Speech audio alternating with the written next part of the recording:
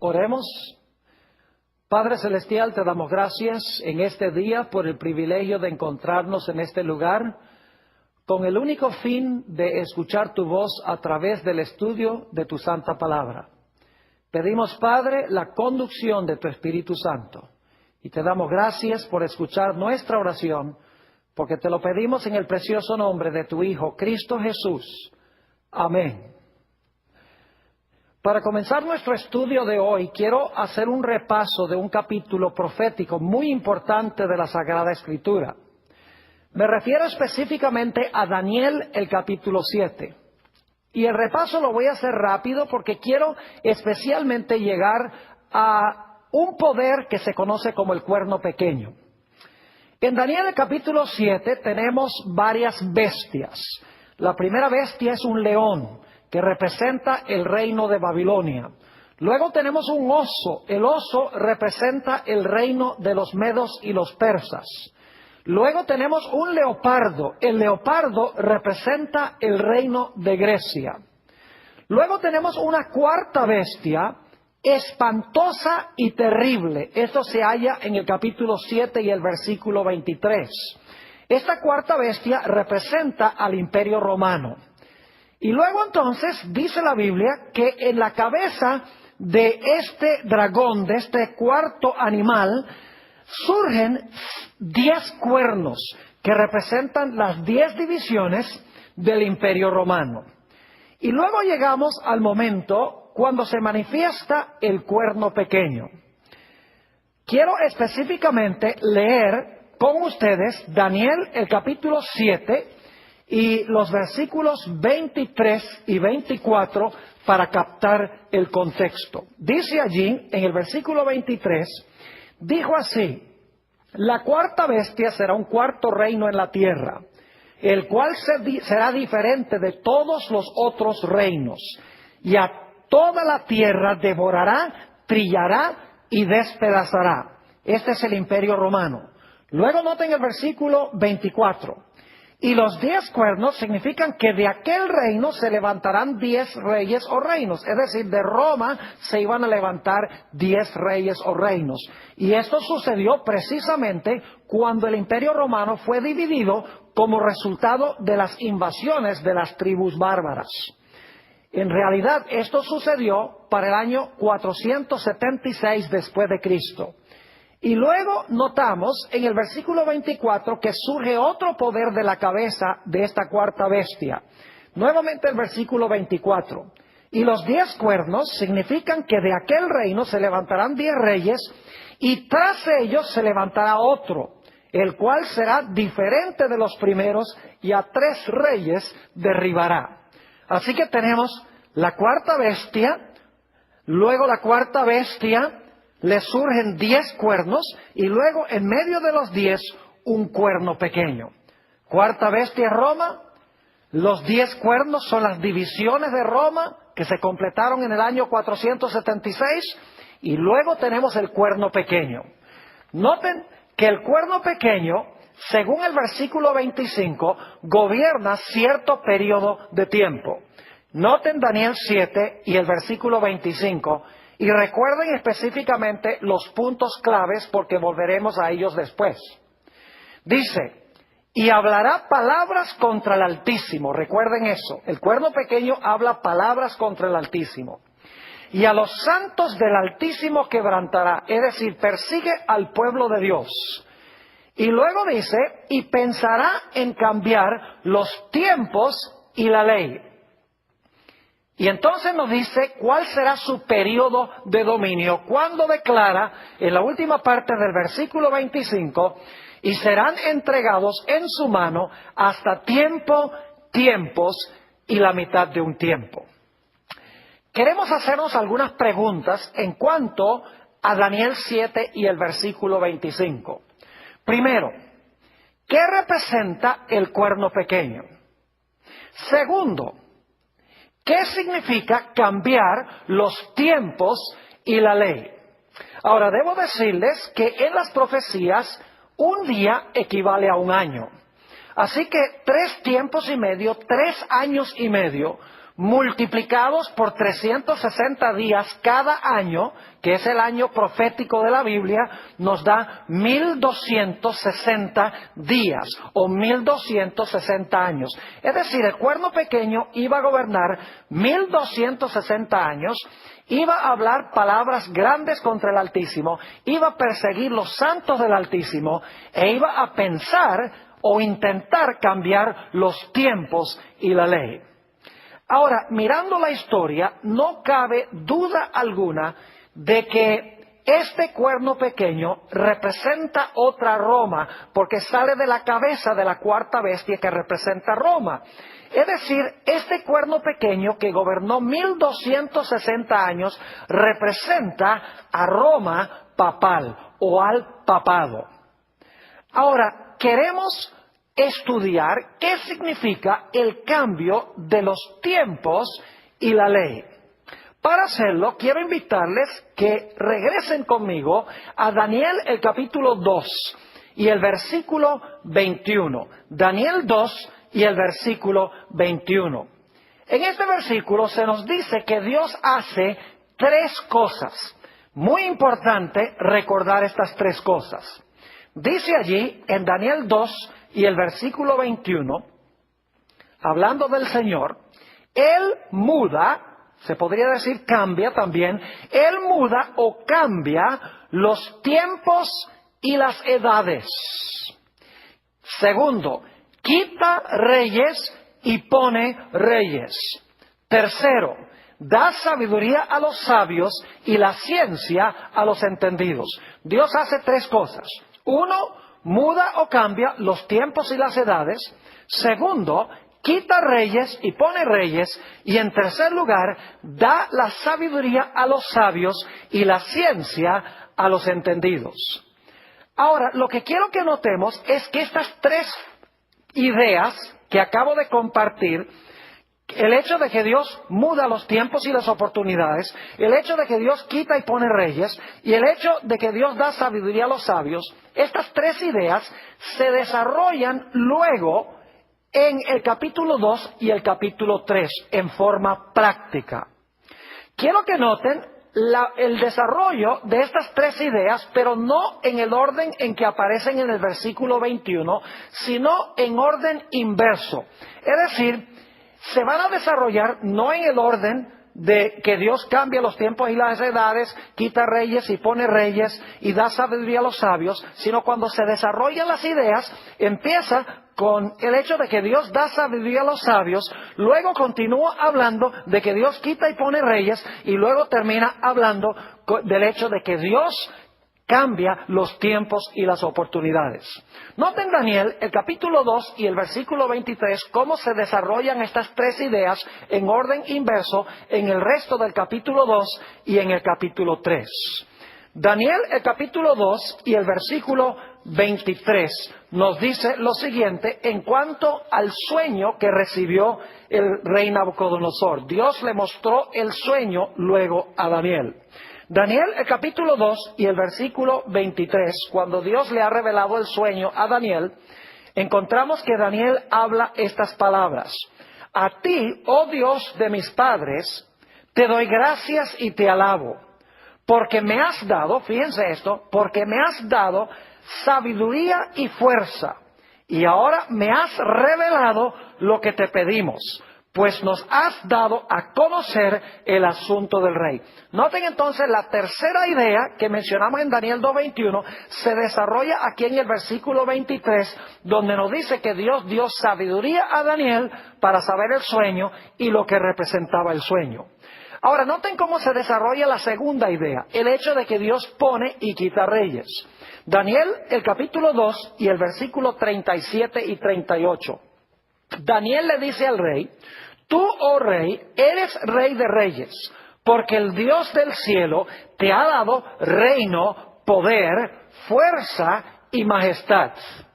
Y donde quiera que habitan hijos de hombres, bestias del campo y aves del cielo, Él los ha entregado en tu mano y te ha dado el dominio sobre todo. Tú eres aquella cabeza de oro. Noten que Dios dice, a través de Daniel al rey, que Dios fue el que lo colocó para gobernar sobre Babilonia. Es un ejemplo de que Dios pone reyes y quita reyes. Ahora, ¿qué diríamos de la tercera idea? El hecho de que Dios cambia los tiempos y las oportunidades, o los tiempos y las edades, como dice aquí. Esta idea se halla desarrollada en Daniel, el capítulo 3. Allí encontramos en Daniel 3 que el rey Nabucodonosor levanta una gigantesca estatua que mide 60 codos de alto y 6 codos de ancho. Y es interesante notar de dónde el rey Nabucodonosor adquirió la idea para hacer esta estatua de oro. En realidad, en Daniel capítulo 2, Dios le había mostrado a Nabucodonosor cómo se iba a desarrollar la historia profética. Dios le había dicho a Nabucodonosor: la cabeza de oro eres tú, y luego después de ti se levantará otro reino de plata, que eran los medos y los persas. Luego se levantará un tercer reino de bronce, que eran los griegos, y luego se levantará un reino de hierro, que representa Roma, las piernas de la estatua. Y luego le dijo: entonces, después de eso, ese reino se va a dividir en 10 reinos de hierro mezclado con barro, que representa a Europa en su estado dividido. Y luego Dios dijo que en los días de estos reyes, Él iba a establecer un reino que nunca iba a ser corrompido. A Nabucodonosor no le gustó nada este panorama profético que Dios había presentado, porque Nabucodonosor pensaba que su reino iba a ser eterno.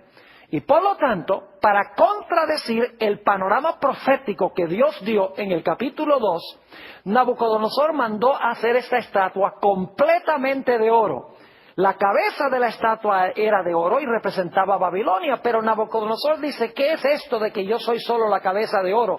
Voy a hacer una imagen toda de oro, y de esta manera voy a demostrar que el panorama profético que presenta Dios no es correcto. En realidad no se van a levantar otros reinos después que el mío. Yo soy el que estoy en control de los eventos proféticos. Pero todos sabemos cómo se desarrolló esta historia. Dios alteró los planes del rey. Es decir, Dios alteró el panorama profético que presentaba Nabucodonosor, que era que el reino de él iba a permanecer para siempre. Y Dios lo hizo librando a los jóvenes del horno de fuego. Es decir, que Nabucodonosor procuró cambiar los tiempos, procuró cambiar el panorama profético de Dios, pero Dios interrumpió sus planes y demostró que en realidad Él estaba en control de los tiempos proféticos y que las profecías se iban a cumplir exactamente como Él había dicho. Entonces, vuelvo a preguntar: ¿qué significa el cambiar los tiempos? Sencillamente significa que el cuerno pequeño iba a pensar de alguna manera en cambiar el calendario profético de Dios, el orden de eventos proféticos que Dios ha establecido, el lugar donde se van a cumplir esas profecías, con quiénes se van a cumplir esas profecías, cuándo se van a cumplir esas profecías. En otras palabras, el cuerno pequeño iba a hacer lo que intentó hacer el rey Nabucodonosor. Iba a intentar cambiar el panorama profético que Dios ha presentado en las profecías, y quiere presentar un panorama profético rival o distinto. Ahora, quiero leer algunos versículos de la Biblia a donde se usa la palabra tiempos, porque necesitamos entender que cuando dice la Biblia que el cuerno pequeño iba a pensar cambiar los tiempos, no está hablando de tiempo de calendario, no está hablando de horas y de días en forma común y corriente. En realidad, cuando usa la palabra tiempos, está hablando de los eventos proféticos que Dios ha colocado en su calendario. Es decir, el cuerno pequeño iba a pensar cambiar en alguna forma el orden de eventos que Dios ha establecido, que se van a ocurrir de acuerdo a su calendario profético. Quiero que noten, en primer lugar, que el periodo de dominio del cuerno pequeño se expresa como tiempo tiempos y la mitad de un tiempo. Fíjense allí que se usa la palabra tiempo y tiempos para referirse al periodo de dominio del cuerno pequeño. Es decir, la expresión tiempo, tiempos, la mitad de un tiempo, tiene que ver con eventos proféticos. También en Daniel 4 y el versículo 25, encontramos que cuando Nabucodonosor enloqueció por 7 años, Dios expresó ese periodo profético en cuanto a lo que iba a ocurrir con Nabucodonosor con la palabra tiempos. Es decir, la palabra tiempos denotaba un evento profético. Noten Daniel 4 y el versículo 25. Dice Daniel al rey que te echarán de entre los hombres y con las bestias del campo será tu morada. Y con la hierba del campo te apacentarán como a los bueyes.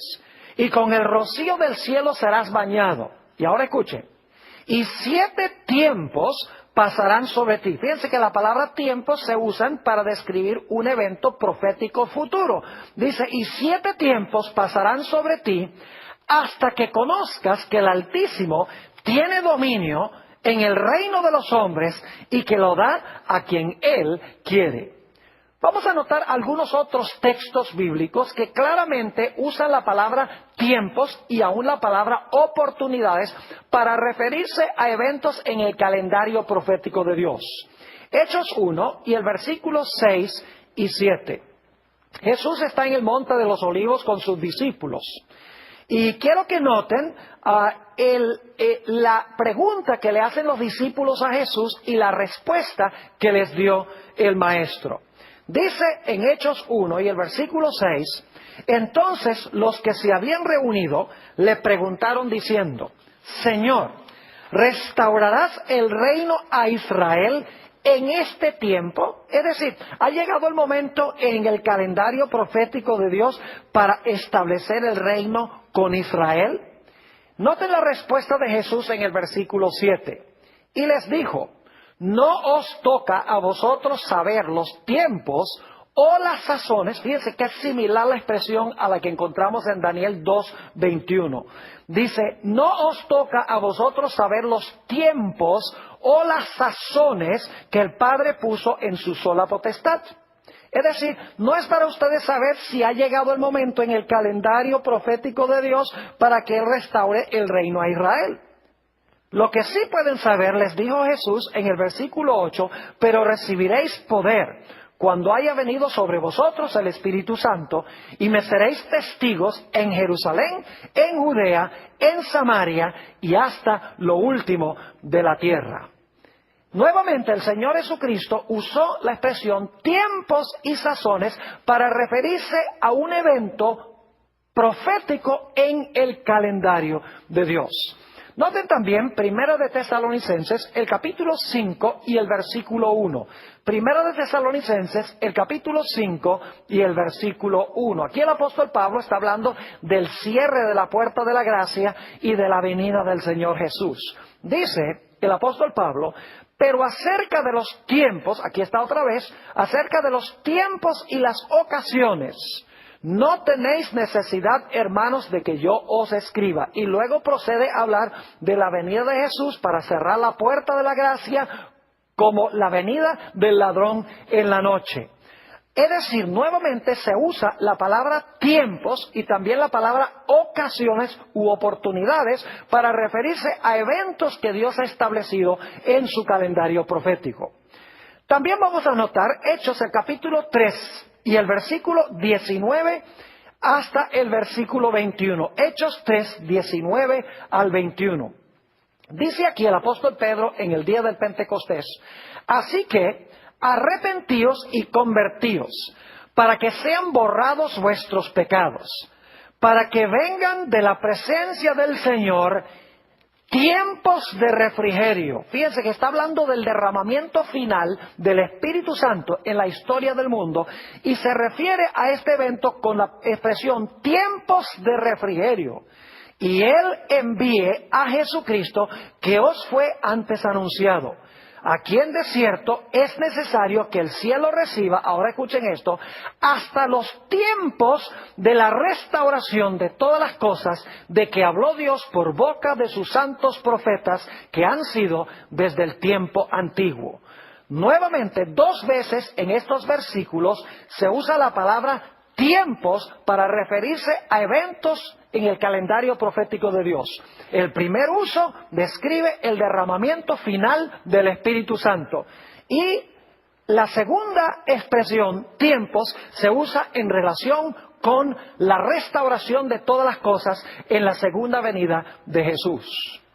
También se usa en las profecías la palabra tiempo en singular para referirse a eventos proféticos. Noten Mateo, el capítulo 26 y el versículo 18. Mateo 26 y el versículo 18.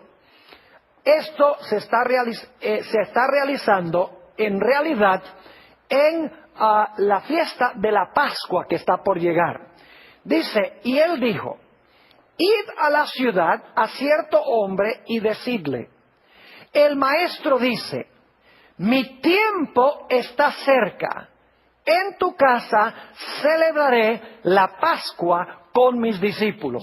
Fíjense que Jesús dice, mi tiempo está cerca. Jesús se está refiriendo aquí al momento en el calendario de Dios cuando Él debía morir en la cruz.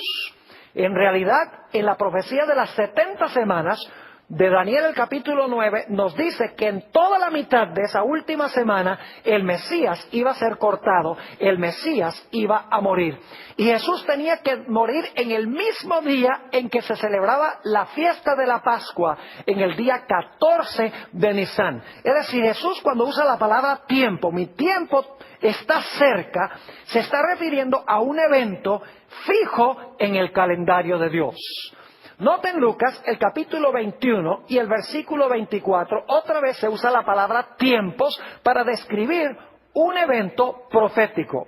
Está hablando aquí de la dispersión de los judíos y cuándo va a terminar la dispersión del Israel de Dios. Dice, y caerán a filo de espada y serán llevados cautivos a todas las naciones. Y Jerusalén será hollada por los gentiles, ahora escuchen, hasta que los tiempos de los gentiles se cumplan. Fíjense que aquí se usa la expresión hasta que los tiempos de los gentiles se cumplan. Ahora surge la pregunta, ¿cuántos son los tiempos de los gentiles? ¿Será que Dios ha establecido un periodo de tiempo específico en su calendario que se describe como tiempos de los gentiles? Claro que sí. Quiero que noten en Lucas 21-24 que hay varios elementos. En primer lugar, nos habla de Jerusalén. En segundo lugar, nos dice que será hollada. En tercer lugar, nos dice que será hollada por los gentiles. Y en cuarto lugar, será hasta que los tiempos de los gentiles se cumplan. Ahora fíjense Apocalipsis 11, 2 y 3, a donde aparecen las mismas 4 ideas, pero no usa la palabra tiempos en forma indefinida, sino que da un periodo de tiempo específico.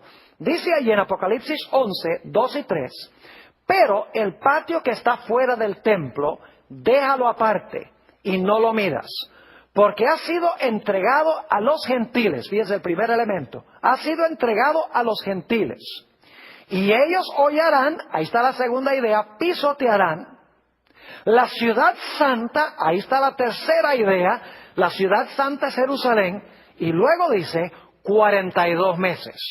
Es decir, que la palabra tiempos en Lucas 21-24 se está refiriendo a los 42 meses de Apocalipsis 11 y el versículo 3. Es decir, la palabra tiempos en la expresión tiempos de los gentiles se refiere a un periodo profético exacto que Dios ha colocado en su calendario. Vamos a notar algunos otros textos más. Marcos el capítulo 1 y el versículo 15, Jesús se acaba de bautizar y está por comenzar su ministerio. Dicho sea de paso, la profecía de Daniel 9 de las 70 semanas también daba la fecha exacta en que el Mesías iba a ser ungido o bautizado para comenzar su ministerio. Dice en Marcos 1 y el versículo 15, después que Juan fue encarcelado, Jesús vino a Galilea predicando el evangelio del reino de Dios, diciendo, se acababa de bautizar, diciendo, el tiempo se ha cumplido y el reino de los cielos se ha acercado.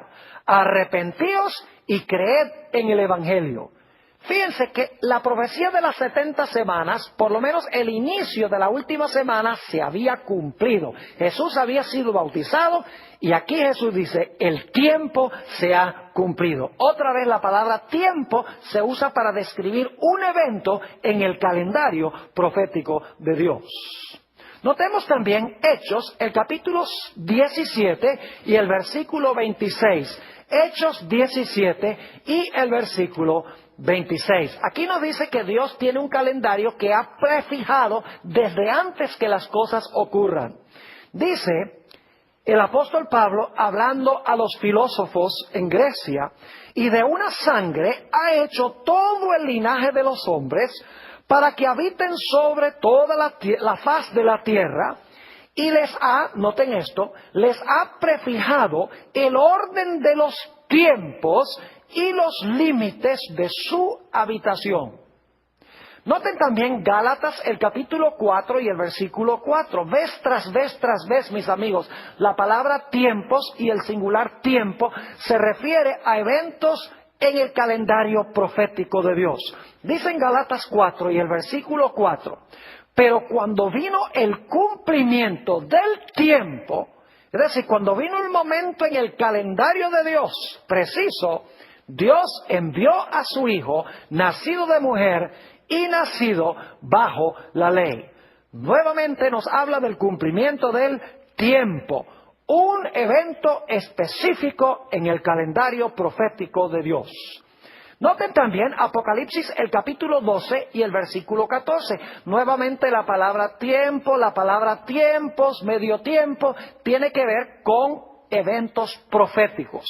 Dice allí en Apocalipsis 12 y el versículo 14, hablando de la iglesia perseguida durante la Edad Media, y se le dieron a la mujer las dos alas de gran águila, para que volase de delante de la serpiente al desierto, a su lugar, donde es sustentada por un tiempo y tiempos y la mitad de un tiempo.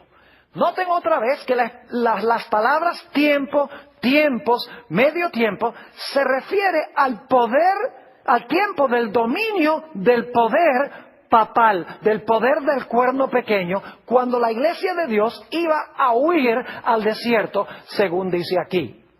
Leamos, aunque sea, un texto más que usa la palabra tiempo para referirse a eventos proféticos de Dios. En Apocalipsis 10:6 nos está hablando del hecho de que ya iban a concluir los tiempos proféticos. Es decir, no hay ninguna profecía de tiempo en la Biblia que aún se cumple después de lo que se describe en Apocalipsis 10 y el versículo 6. Dice allí, y el ángel que vi en pie sobre el mar y sobre la tierra, levantó su mano al cielo y juró, por el que vive por los siglos de los siglos, que creó el cielo y las cosas que están en él, y la tierra y las cosas que están en ella, y el mar y las cosas que están en él, que el tiempo no será más. Ahora, esto no puede estar refiriéndose al fin de la historia, cuando dice que el tiempo no será más. Y hay dos razones por las cuales esto tiene que ver con eventos proféticos que son demarcados por profecías de tiempo. En primer lugar, esto sucede antes de que suene la séptima trompeta. La séptima trompeta es el final de la historia como lo conocemos, pero esto sucede en el momento de la sexta trompeta. Así que el tiempo, en términos de la historia del mundo, no puede haber terminado en ese momento. Y en segundo lugar, nos dice que inmediatamente después de decir que el tiempo no será más, se le dice al profeta, sal y profetiza de nuevo. Si el mundo se hubiera acabado, si la expresión el tiempo no será más significa que no va a haber más historia, entonces, ¿cómo es que se le dice a Juan, sal y profetiza de nuevo? Obviamente, esto está hablando de la conclusión de los tiempos proféticos, de profecías que tienen que ver con tiempo específico. La última profecía de tiempo que se cumplió es la de Daniel 8:14, hasta 2300 días y el santuario será purificado. Ahora volvemos otra vez a la idea de que el cuerno pequeño pensó que podía cambiar los tiempos y la ley. Si el cuerno pequeño es un símbolo del papado y el desarrollo de las naciones de Daniel 7 indican de que representa el papado, porque tenemos a Babilonia, Medo-Persia, Grecia, el Imperio Romano, Roma se divide en 10, luego entonces sale el cuerno pequeño, gobierna 1260 años en lo que antes había sido el Imperio Romano. No cabe duda que el cuerno pequeño representa el poder papal. Entonces, en alguna forma, el poder papal durante el periodo de la Edad Media iba a intentar de alguna manera cambiar los tiempos, es decir, el calendario de eventos proféticos de Dios. ¿Con quién se iban a cumplir las profecías? ¿A dónde se iban a cumplir las profecías? ¿Y en qué manera se iban a cumplir esas profecías? La pregunta es, ¿intentó Roma papal cambiar los tiempos, es decir, cambiar el panorama profético de Dios? La respuesta es que sí. No tengo mucho tiempo para describir lo que pasó en la Reforma Protestante, pero la Reforma Protestante, iniciada, según los historiadores, por Martín Lutero, empezó a estudiar estas profecías de Daniel 7, de Apocalipsis 17, segunda de Tesalonicenses 2, y apuntaron el dedo hacia la Iglesia romana como el cumplimiento de estas profecías. Porque ciertamente el papado persiguió a los santos de Dios, habló palabras contra el Altísimo. En realidad Apocalipsis dice que habló blasfemias contra el Altísimo. Y blasfemia, según la Biblia, es cuando un mero hombre profesa tener poder para perdonar pecados y cuando un hombre en la tierra se proclama Dios. En alguna forma, Roma papal iba a intentar cambiar el calendario profético de Dios, que es lo que significa pensará cambiar los tiempos. ¿Y cómo fue que pasó esto? Cuando los reformadores protestantes estudiaron estas profecías y comenzaron a predicarlas, muchedumbres de personas y naciones enteras en Europa empezaron a abandonar a la Iglesia romana. La Iglesia romana vio, por lo tanto, la necesidad de contrarrestar la Reforma protestante. El primer paso fue convocar el Concilio de Trento, que duró desde 1545 hasta 1563. Pero de alguna forma había que revocar la forma en que los protestantes interpretaban las profecías, porque ellos seguían la secuencia: Babilonia, Medo-Persia, Grecia, el Imperio Romano dividido, luego entonces el cuerno pequeño que iba a gobernar más de 1000 años, y ellos estaban viviendo durante ese periodo. De alguna manera había que ofrecer una interpretación distinta que la interpretación que estaban dando los reformadores protestantes. Así fue que se levantó un individuo con el nombre de San Ignacio de Loyola y estableció lo que se conoce como los jesuitas o la Sociedad de Jesús. Eso fue en el año 1534. San Ignacio de Loyola expresó claramente que su intención era establecer esta sociedad para contrarrestar la Reforma protestante y para extirparla de la existencia. De los jesuitas salieron dos teólogos que dieron una interpretación diferente a las profecías que estaban dando los reformadores protestantes. El primero de estos se llamó Luis de Alcázar.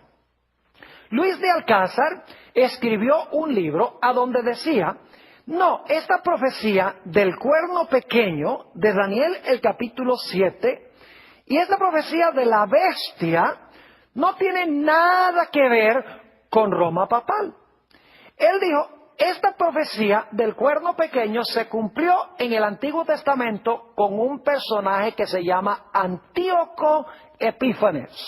Desacró el templo judío, persiguió a los judíos, sacrificó un cerdo sobre el altar y gobernó más o menos 3 años, algo más de 3 años. Pero bueno, como son 3 años, 3 y medio, en realidad no interesa. Es suficientemente aproximado como para cumplirse la profecía del cuerno pequeño.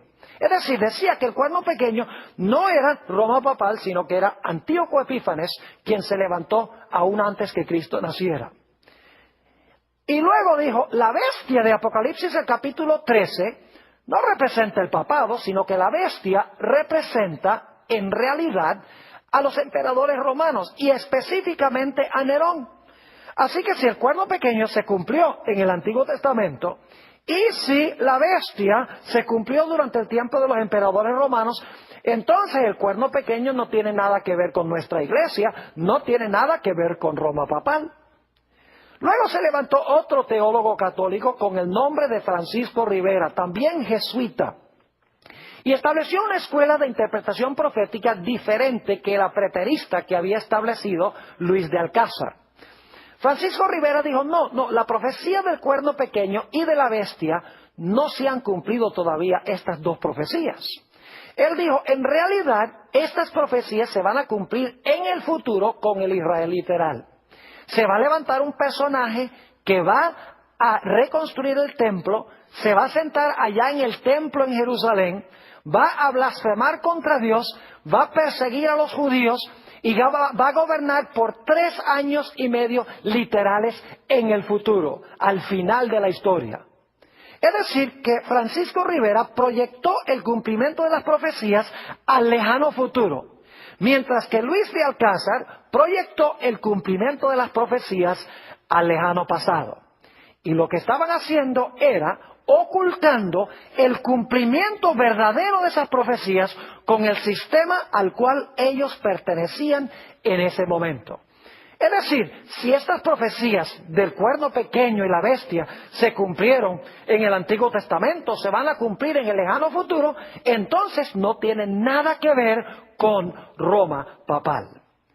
En realidad, lo que hicieron estos dos teólogos fue cambiar el calendario profético de Dios.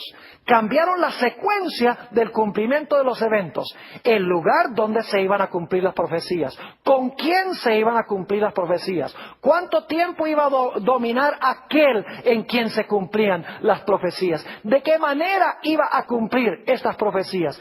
Todo esto lo ocultó proyectando el cumplimiento al futuro o al pasado. De esa manera nadie podía ver que estas profecías se estaban cumpliendo en aquella época.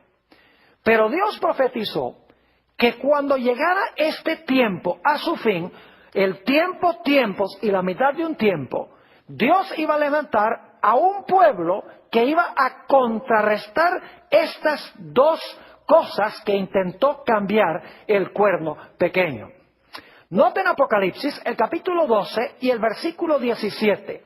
Apocalipsis, el capítulo 12 y el versículo 17. El contexto indica que este versículo se está cumpliendo inmediatamente después del versículo 14 al 16, donde habla de los 1260 días o los 1260 años. Es decir, apenas terminan los 1260 años, se cumple este versículo que voy a leer. Dice allí, en Apocalipsis 12, 17, entonces el dragón se llenó de ira contra la mujer. El dragón es Satanás, la mujer representa a la iglesia. Y se fue a hacer guerra contra el resto de la descendencia de ella. Y ahora noten las dos características. Los que guardan los mandamientos de Dios y tienen el testimonio de Jesucristo. ¿Qué dos cosas intentó hacer el cuerno pequeño? Pensó que podía cambiar los tiempos y la ley. Al final de este periodo dice que Dios levanta a un pueblo contra el cual Satanás está enojado y guardan los mandamientos de Dios y tienen el testimonio de Jesucristo. Antes de seguir comentando sobre esto, debo decirles que la Iglesia romana también hizo el intento de cambiar la santa ley de Dios. Si ustedes van a una Biblia católica, van a encontrar que en Éxodo 20 y el versículo 8 al 11 dice que el séptimo día es el sábado de Jehová. Es decir, la misma Biblia católica dice que el sábado es el día de reposo. Y van a encontrar también en el segundo mandamiento que dice que no debemos hacer imágenes ni debemos inclinarnos ante esas imágenes. Pero si ustedes van a los catecismos católicos, van a descubrir que en los catecismos no aparece un comentario sobre el segundo mandamiento. El segundo mandamiento es sustraído de la santa ley de Dios. Y claro, cuando uno saca el segundo mandamiento, uno queda nada más con 9. Así que la Iglesia romana lo que hace es sacar el segundo. Esto es en los catecismos, no en la Biblia, porque en la Biblia está el mandamiento sobre las imágenes. Pero en los catecismos sacan el segundo mandamiento y para quedar con 10, dividen el 10º mandamiento en 2. No codiciarás los bienes de tu prójimo y no codiciarás la mujer de tu prójimo. Pero también en los catecismos dice que el mandamiento del sábado sencillamente significa santificar las fiestas. En realidad el cuarto mandamiento dice que el séptimo día es sábado de Jehová tu Dios. La Iglesia Católica ha profesado tener el poder para cambiar el día de reposo. Por eso guardan el domingo en vez del sábado. Es decir, que la Iglesia romana pensó que podía cambiar la ley de Dios, sustrayendo el segundo mandamiento en los catecismos y poniendo el domingo como día de reposo, y procuró cambiar también los tiempos proféticos de Dios, cómo se iban a cumplir las profecías, estableciendo un método de interpretación preterista y estableciendo un método de interpretación futurista. Pero Apocalipsis 12:17 dice que Dios iba a levantar a un pueblo en los últimos días contra el cual Satanás iba a estar enojado, un pueblo que guarda los mandamientos de Dios, incluyendo el cuarto que fue cambiado, y que tienen el testimonio de Jesucristo. Ahora, inmediatamente nos preguntamos, ¿qué es el testimonio de Jesucristo? Bueno, noten lo que dice Apocalipsis, el capítulo 19 y el versículo 10. Apocalipsis 19 y el versículo 10. Aquí está hablando de Juan, quien se postra delante de un ángel que viene a él. Dice, y yo me postré a sus pies para adorarle. Y él me dijo, mira, no lo hagas. Yo soy consiervo tuyo y de tus hermanos que retienen el testimonio de Jesús. Adora a Dios porque el testimonio de Jesús es el espíritu de la profecía.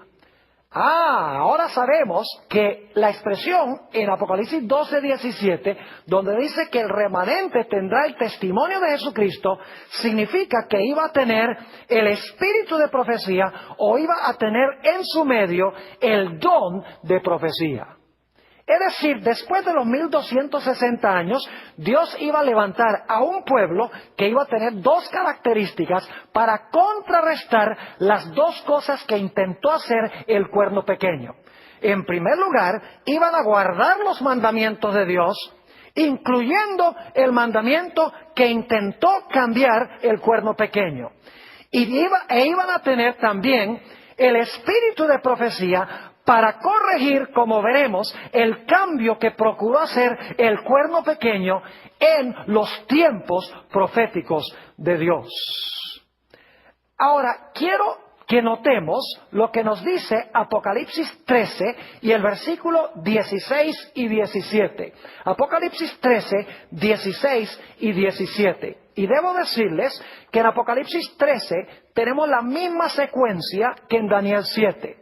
En Apocalipsis 13:2 dice que hay un león, hay un oso, hay un leopardo, hay un dragón que tiene 10 cuernos, y luego el dragón de 10 cuernos le da su autoridad a la bestia, así como de la cabeza del dragón salió un cuerno pequeño. Ahora, en Daniel 7, el énfasis es que durante los 1260 años, el cuerno pequeño iba a intentar cambiar los tiempos proféticos de Dios, el calendario profético de Dios, e iba a intentar cambiar la ley de Dios. Pero en el libro de Apocalipsis, el énfasis recae en lo que va a suceder en el futuro. Es decir, el cambio que hizo en la ley de Dios y el cambio en el calendario profético de Dios, en el tiempo del fin se iba a levantar para intentar cambiar eso, no solamente en Europa, sino a nivel global. Note lo que dice Apocalipsis 13, 16 y 17. Dice, y hacía que a todos, pequeños y grandes, ricos y pobres, libres y esclavos, se les pusiese una marca en la mano derecha o en la frente, y que ninguno pudiese comprar ni vender, sino el que tuviese la marca, fíjense, el que tuviese la marca o el nombre de la bestia o el número de su nombre. Es decir, que esta bestia de Apocalipsis 13 iba a imponer la marca de la bestia. Ahora, ¿qué es la marca de la bestia? La marca de la bestia, y no tengo tiempo para entrar en todos los detalles, pero la marca de la bestia representa el cambio que se hizo en la santa ley de Dios. La Iglesia Romana dice, el cambio del día de reposo es nuestra marca de autoridad. Porque si nosotros podemos cambiar la ley de Dios, significa que el poder nuestro no es solamente humano, sino que nuestro poder también es divino. Es decir, que en el tiempo del fin, dice aquí en Apocalipsis el capítulo 13, que la bestia iba a imponer su marca, que es el cambio en la ley de Dios, e iba a imponer su marca bajo pena de no poder comprar ni vender y bajo pena también de muerte, si leen Apocalipsis 13 y el versículo 15. Es decir, que en el tiempo del fin, esta bestia o el cuerno pequeño en su etapa final iba a imponer el cambio en la ley de una manera obligatoria, y de esta manera el pueblo de Dios, su vida misma, iba a peligrar. Pero ¿qué del cambio que procurará hacer en el tiempo del fin, en los tiempos? Noten Apocalipsis, el capítulo 16 y el versículo 13. Apocalipsis 16 y el versículo 13. Esto está hablando de otra bestia que se levantó de la tierra, se menciona en Apocalipsis 13, y esta bestia es la que impone la marca de la primera bestia. Ahora quiero que noten qué nombre se le da a esta bestia que se levanta de la tierra. Dice, y vi salir de la boca del dragón, y de la boca de la bestia, y de la boca del falso profeta, 3 espíritus inmundos a manera de ranas. ¿Cómo se le llama a esta bestia que se levanta de la tierra, que dicho sea de paso, impone la marca de la bestia, hace una imagen de esa bestia que gobernó 1260 años? Se le llama con el nombre de falso profeta. Tenemos, en otras palabras, en el tiempo del fin, las dos características que menciona Daniel 7 en cuanto al cuerno pequeño y lo que hizo durante los 1260 años. En Daniel 7 y el versículo 25 dice que el cuerno pequeño, que es la iglesia romana, durante los 1260 años, iba a pensar cambiar los tiempos, es decir, el calendario profético de Dios y la ley, específicamente el cuarto mandamiento. La Biblia nos dice en Apocalipsis 12, 17 que Dios iba a levantar a un pueblo que guarda los mandamientos de Dios, es decir, va a corregir el cambio en la ley, y que tiene el testimonio de Jesucristo, que es el don de profecía, con el cual ellos van a poder explicar correctamente el calendario profético de Dios, correctamente las profecías de la Biblia. Pero estamos viendo en Apocalipsis 13 que los poderes opuestos al pueblo de Dios no se van a quedar con los brazos cruzados, porque la Biblia nos dice que esta bestia que se levanta de la tierra va a imponer la marca de la bestia, que es el cambio en la ley de Dios. Y en segundo lugar dice que esta bestia que se levanta de la tierra resulta ser un falso profeta también de la bestia que procuró cambiar la ley de Dios. Es decir, para contrarrestar a los que se levantan para guardar los mandamientos de Dios, para corregir con el don de profecía el cambio en el calendario profético de Dios, el diablo va a levantar una segunda bestia, y esa segunda bestia va a imponer el cambio en la ley, que es la marca de la bestia, y va a imponer también un falso panorama profético, y por eso se le llama a esta bestia el falso profeta. Pero gracias a Dios que la Biblia nos dice que Dios va a levantar un pueblo en el tiempo del fin que va a restaurar la ley de Dios, específicamente el sábado, y que va a presentar un panorama profético correcto. ¿Y a dónde se encuentra ese mensaje? En Apocalipsis 14 y el versículo 6 hasta el versículo 12. Vamos a leer ese pasaje. Vi volar por en medio del cielo a otro ángel, que tenía el evangelio eterno para predicarlo a los moradores de la tierra, a toda nación, tribu, lengua y pueblo, diciendo a gran voz: temed a Dios y dadle gloria, porque la hora de su juicio ha llegado. Y ahora escuchen bien. Y adorad a aquel que hizo el cielo y la tierra, el mar y las fuentes de las aguas.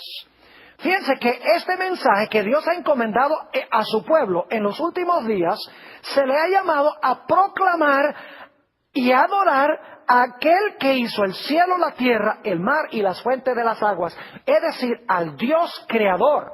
Y según la Biblia, la señal del Dios creador es el sábado. Es más, esta referencia, adorad a aquel que hizo el cielo, la tierra, el mar y las fuentes de las aguas, viene de Éxodo 20 y el versículo 11, el cuarto mandamiento de la santa ley de Dios. Es decir, Dios va a tener un pueblo en los últimos días que va a contrarrestar la marca de la bestia, el cambio en la ley, y va a proclamar el mensaje del Creador, el mensaje del sábado. Pero ese pueblo también va a presentar un panorama correcto de las profecías. Note lo que sigue diciendo en Apocalipsis 14 y el versículo 8. Otro ángel le siguió diciendo: ha caído Babilonia, la gran ciudad, porque ha hecho beber a todas las naciones del vino del furor de su fornicación. Es decir, que el remanente de Dios va a denunciar a Babilonia, va a identificar a Babilonia. Y luego noten el mensaje del tercer ángel, versículo 9. Y el tercer ángel lo siguió diciendo a gran voz: si alguno adora a la bestia y a su imagen, y recibe la marca en su frente o en su mano, él también beberá del vino de la ira de Dios, que ha sido vaciado puro en el cáliz de su ira, y será atormentado con fuego y azufre delante de los santos ángeles y del Cordero. Y el humo de su tormento sube por los siglos de los siglos, y no tienen reposo de día ni de noche los que adoran a la bestia y a su imagen, ni nadie que reciba la marca de su nombre. Y luego en contraste dice: aquí está la paciencia de los santos, los que guardan los mandamientos de Dios y la fe de Jesús. Mis queridos amigos, el mensaje del tercer ángel nos dice que debemos predicar en contra de la bestia, debemos proclamar en contra de su imagen y debemos proclamar en contra de su marca. Pero para eso necesitamos saber quién es la bestia, qué es su imagen y qué es su marca. Es decir, necesitamos tener el panorama profético correcto para identificar a estos poderes en la historia. Es decir, Dios va a levantar a un pueblo que corrige el cambio que se hizo en la ley, un pueblo que va a tener el testimonio de Jesucristo, va a tener el don de profecía para corregir el cambio que hizo el papado en el calendario profético de Dios. Yo quiero decirles que solo hay un pueblo en el mundo que cuadra con estas dos características. Y es la Iglesia Adventista del Séptimo Día. No significa que no hay hijos sinceros de Dios en todas las iglesias. Hay verdaderos hijos de Dios en todas las iglesias. Pero estamos hablando de un pueblo que Dios escogió para restablecer los mandamientos de Dios, incluyendo el cuarto, y para presentar un panorama profético correcto.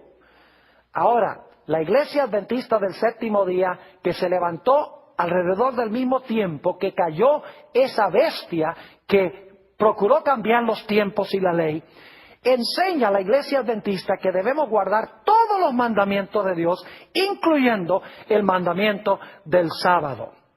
La Iglesia Adventista no solamente ha restaurado los mandamientos de Dios, incluyendo el cuarto, sino que la Iglesia Adventista tiene en su medio el don de profecía para explicar las profecías correctamente, para que la gente pueda saber cuáles son los poderes que van a jugar un papel muy importante en estos últimos días. En la Iglesia Adventista se encuentra la voz profética a través de los escritos de una mujer llamada Elena G. de White. Tengo en mis manos un libro muy especial y le he tenido que poner cinta varias veces porque lo he leído tantas veces. Se llama El conflicto de los siglos. Si ustedes quieren saber cómo se van a cumplir las profecías de la bestia, de su imagen, de su marca, etcétera, este libro les da la explicación correcta de todas estas profecías. Si alguien quiere un ejemplar del conflicto de los siglos, se pueden poner en contacto con nosotros a través de el internet o a través del teléfono o nuestra dirección postal que van a encontrar al final de esta presentación. Pero en este libro, la autora corre el telón y muestra quién es la bestia, quién es la imagen, cuál es la marca, de tal manera que el pueblo de Dios pueda estar listo para los grandes eventos que van a ocurrir muy pronto en el mundo. Así que en cortas cuentas, el cuerno pequeño, Roma papal, pensó que podía cambiar los tiempos o el calendario profético de Dios y la santa ley, específicamente el sábado. Al terminar ese periodo, Dios levantó a un pueblo que Satanás odia, que guarda los mandamientos de Dios, corrigiendo el cambio en la ley, y que tiene el testimonio de Jesucristo, que es el espíritu de profecía, este magnífico libro, El conflicto de los siglos. Pero los poderes del mundo no se van a quedar con los brazos cruzados. Se levanta una segunda bestia de la tierra para ayudar al papado a recuperar su poder. Esta bestia impone la marca de la bestia, que es el cambio en la ley de Dios.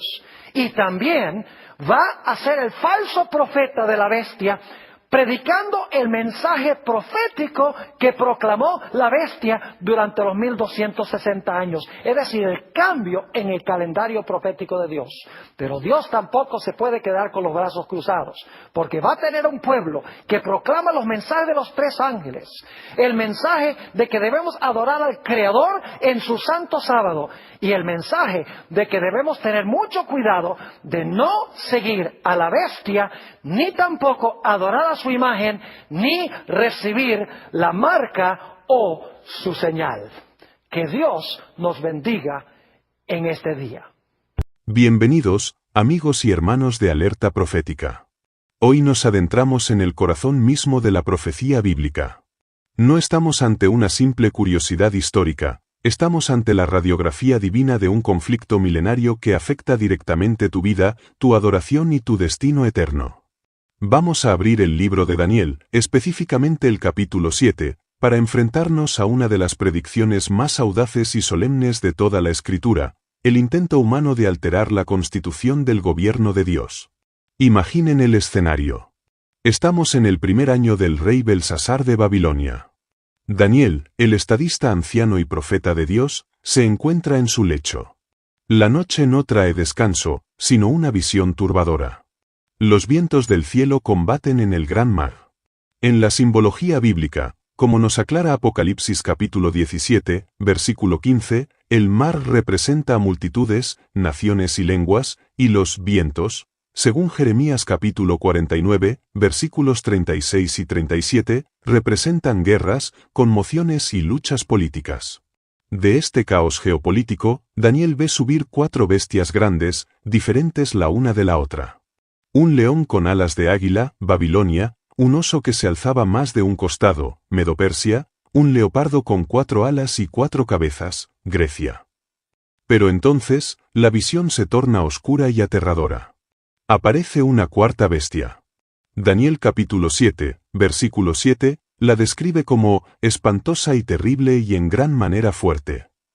Tenía dientes de hierro y 10 cuernos. Esta cuarta bestia representa al Imperio Romano en su fase pagana, la maquinaria militar de hierro que trituró al mundo antiguo y bajo cuya autoridad fue crucificado nuestro Señor Jesucristo. Pero la profecía no se detiene en los Césares. Daniel observa con atención los 10 cuernos de la bestia, que representan las divisiones de Roma en las naciones europeas bárbaras, los visigodos, ostrogodos, vándalos, etc. Y es aquí, en medio de la fragmentación política de Europa, donde surge el protagonista de nuestro estudio de hoy. El versículo 8 dice: «Mientras yo contemplaba los cuernos, he aquí que otro cuerno pequeño salía entre ellos, y delante de él fueron arrancados 3 cuernos de los primeros, y he aquí que este cuerno tenía ojos como de hombre, y una boca que hablaba grandes cosas». Detengámonos en la descripción. Este poder es pequeño en sus inicios, pero crece hasta ser más robusto que sus compañeros. Surge entre ellos, es decir, en Europa occidental, no en Asia ni en África. Pero tiene características inquietantes. Ojos de hombre, posee una inteligencia y sagacidad humana, una diplomacia astuta. El ojo también simboliza a menudo la supervisión o el episcopado. Episcopos en griego significa supervisor. Una boca que habla grandes cosas. En el contexto bíblico, como veremos, esto se refiere a la blasfemia, a la pretensión de tener prerrogativas divinas. La historia confirma con precisión matemática lo que la profecía anticipó. A medida que el poder de los emperadores romanos se desvanecía en el occidente, surgió una nueva autoridad en la ciudad de Roma, el obispo de Roma, el papado. No surgió solo como una iglesia, sino como un estado eclesiástico político que llenó el vacío de poder dejado por los césares. Elena de White, en su obra monumental El conflicto de los siglos, en el capítulo titulado El carácter y los fines del papado, página 53, explica que este sistema no es simplemente una denominación cristiana más, sino la culminación de la apostasía que el apóstol Pablo profetizó. Ella escribe: «El papado es nada menos que el hombre de pecado que la profecía señala como el que habría de exaltarse a sí mismo por encima de Dios. Es el misterio de iniquidad». Es vital aclarar, con la caridad de un maestro espiritual, que cuando hablamos de la bestia o el cuerno pequeño, no nos referimos a las personas sinceras que pertenecen a la Iglesia Católica Romana. Hay millones de hijos de Dios fieles en ese sistema que viven según la luz que tienen. La profecía no ataca a individuos, la profecía desenmascara un sistema, una estructura de autoridad que ha usurpado el lugar de Cristo y de su ley. El Comentario Bíblico Adventista, tomo 4, al analizar Daniel capítulo 7, señala que la eliminación de los 3 cuernos, érulos, vándalos y ostrogodos, fue necesaria porque estas tribus profesaban el arrianismo y se oponían a la supremacía del obispo de Roma. Una vez arrancados estos poderes opositores, siendo los ostrogodos expulsados de Roma en el año 538 después de Cristo, el camino quedó libre para la supremacía papal. Pero el crimen principal de este poder no fue político. Fue teológico. Fue un atentado contra la constitución del universo. El versículo 25 del capítulo 7 de Daniel es el centro de gravedad de nuestra exposición, y hablará palabras contra el Altísimo, y a los santos del Altísimo quebrantará, y pensará en cambiar los tiempos y la ley, y serán entregados en su mano hasta tiempo, y tiempos, y medio tiempo. Aquí se nos presenta una acusación triple. Blasfemia, hablar contra el Altísimo. Persecución, quebrantar a los santos, la Inquisición y las cruzadas contra los herejes son testigos históricos de esto. Alteración de la ley, pensar en cambiar los tiempos y la ley. La frase «pensará en cambiar» es profundamente significativa. En el arameo original, idioma en el que está escrita esta parte de Daniel, la palabra es evar, que implica intentar, proponerse o tener la intención de. ¿Por qué dice que pensará o intentará? Porque, en realidad, ningún ser humano puede cambiar la ley de Dios. La ley es un reflejo del carácter de Dios, es inmutable, eterna y perfecta. Salmo 19, versículo 7.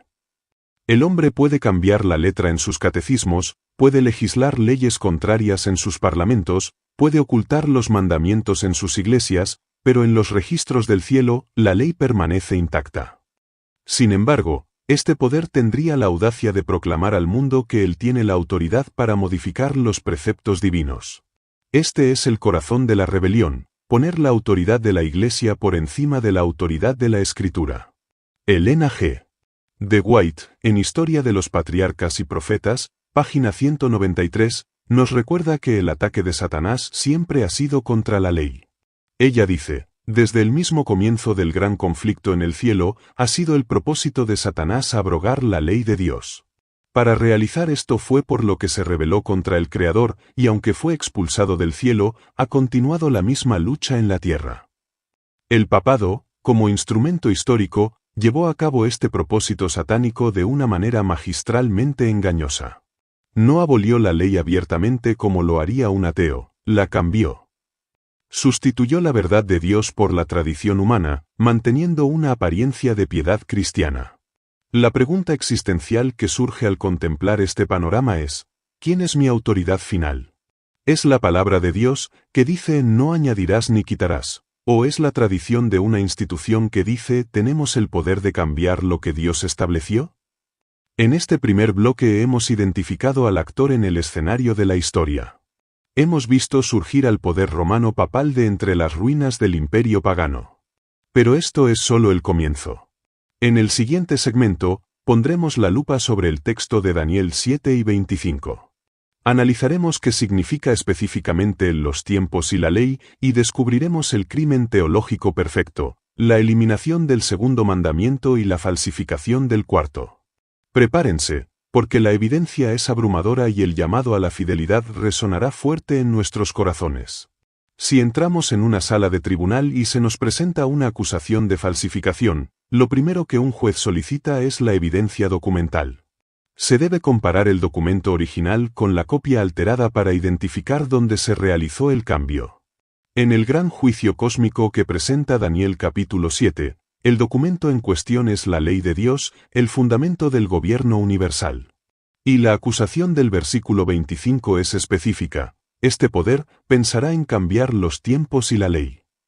Para comprender la magnitud de este atentado, debemos abrir nuestras Biblias en Éxodo capítulo 20, donde se encuentra el original, escrito por el dedo de Dios en tablas de piedra.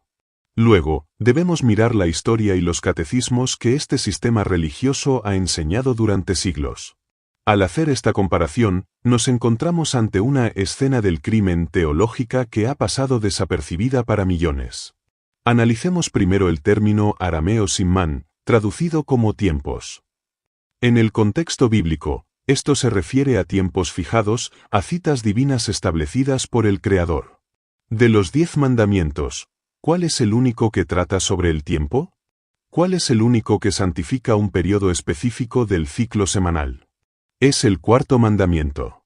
Por lo tanto, la profecía de Daniel estaba prediciendo con una precisión quirúrgica que el ataque principal no sería contra la moralidad general, como no matar o no robar, sino contra el mandamiento que define el tiempo sagrado de Dios. Pero la profecía también dice que cambiaría la ley, dat en arameo. Al revisar la historia eclesiástica, descubrimos 2 alteraciones monumentales que confirman la identidad del cuerno pequeño. La primera alteración es la eliminación del segundo mandamiento. En Éxodo capítulo 20, versículos 4 al 6, la Biblia dice claramente: no te harás imagen, ni ninguna semejanza de lo que esté arriba en el cielo, ni abajo en la tierra. No te inclinarás a ellas, ni las honrarás. Este mandamiento es la barrera de protección contra la idolatría. Dios sabía que el ser humano tiene una tendencia natural a querer materializar la divinidad, a reducir al Dios infinito a una estatua de madera, piedra o metal. Sin embargo, cuando el papado comenzó a expandirse y a cristianizar a las tribus paganas de Europa, se encontró con un obstáculo. Los paganos amaban sus ídolos. Necesitaban ver y tocar a sus dioses.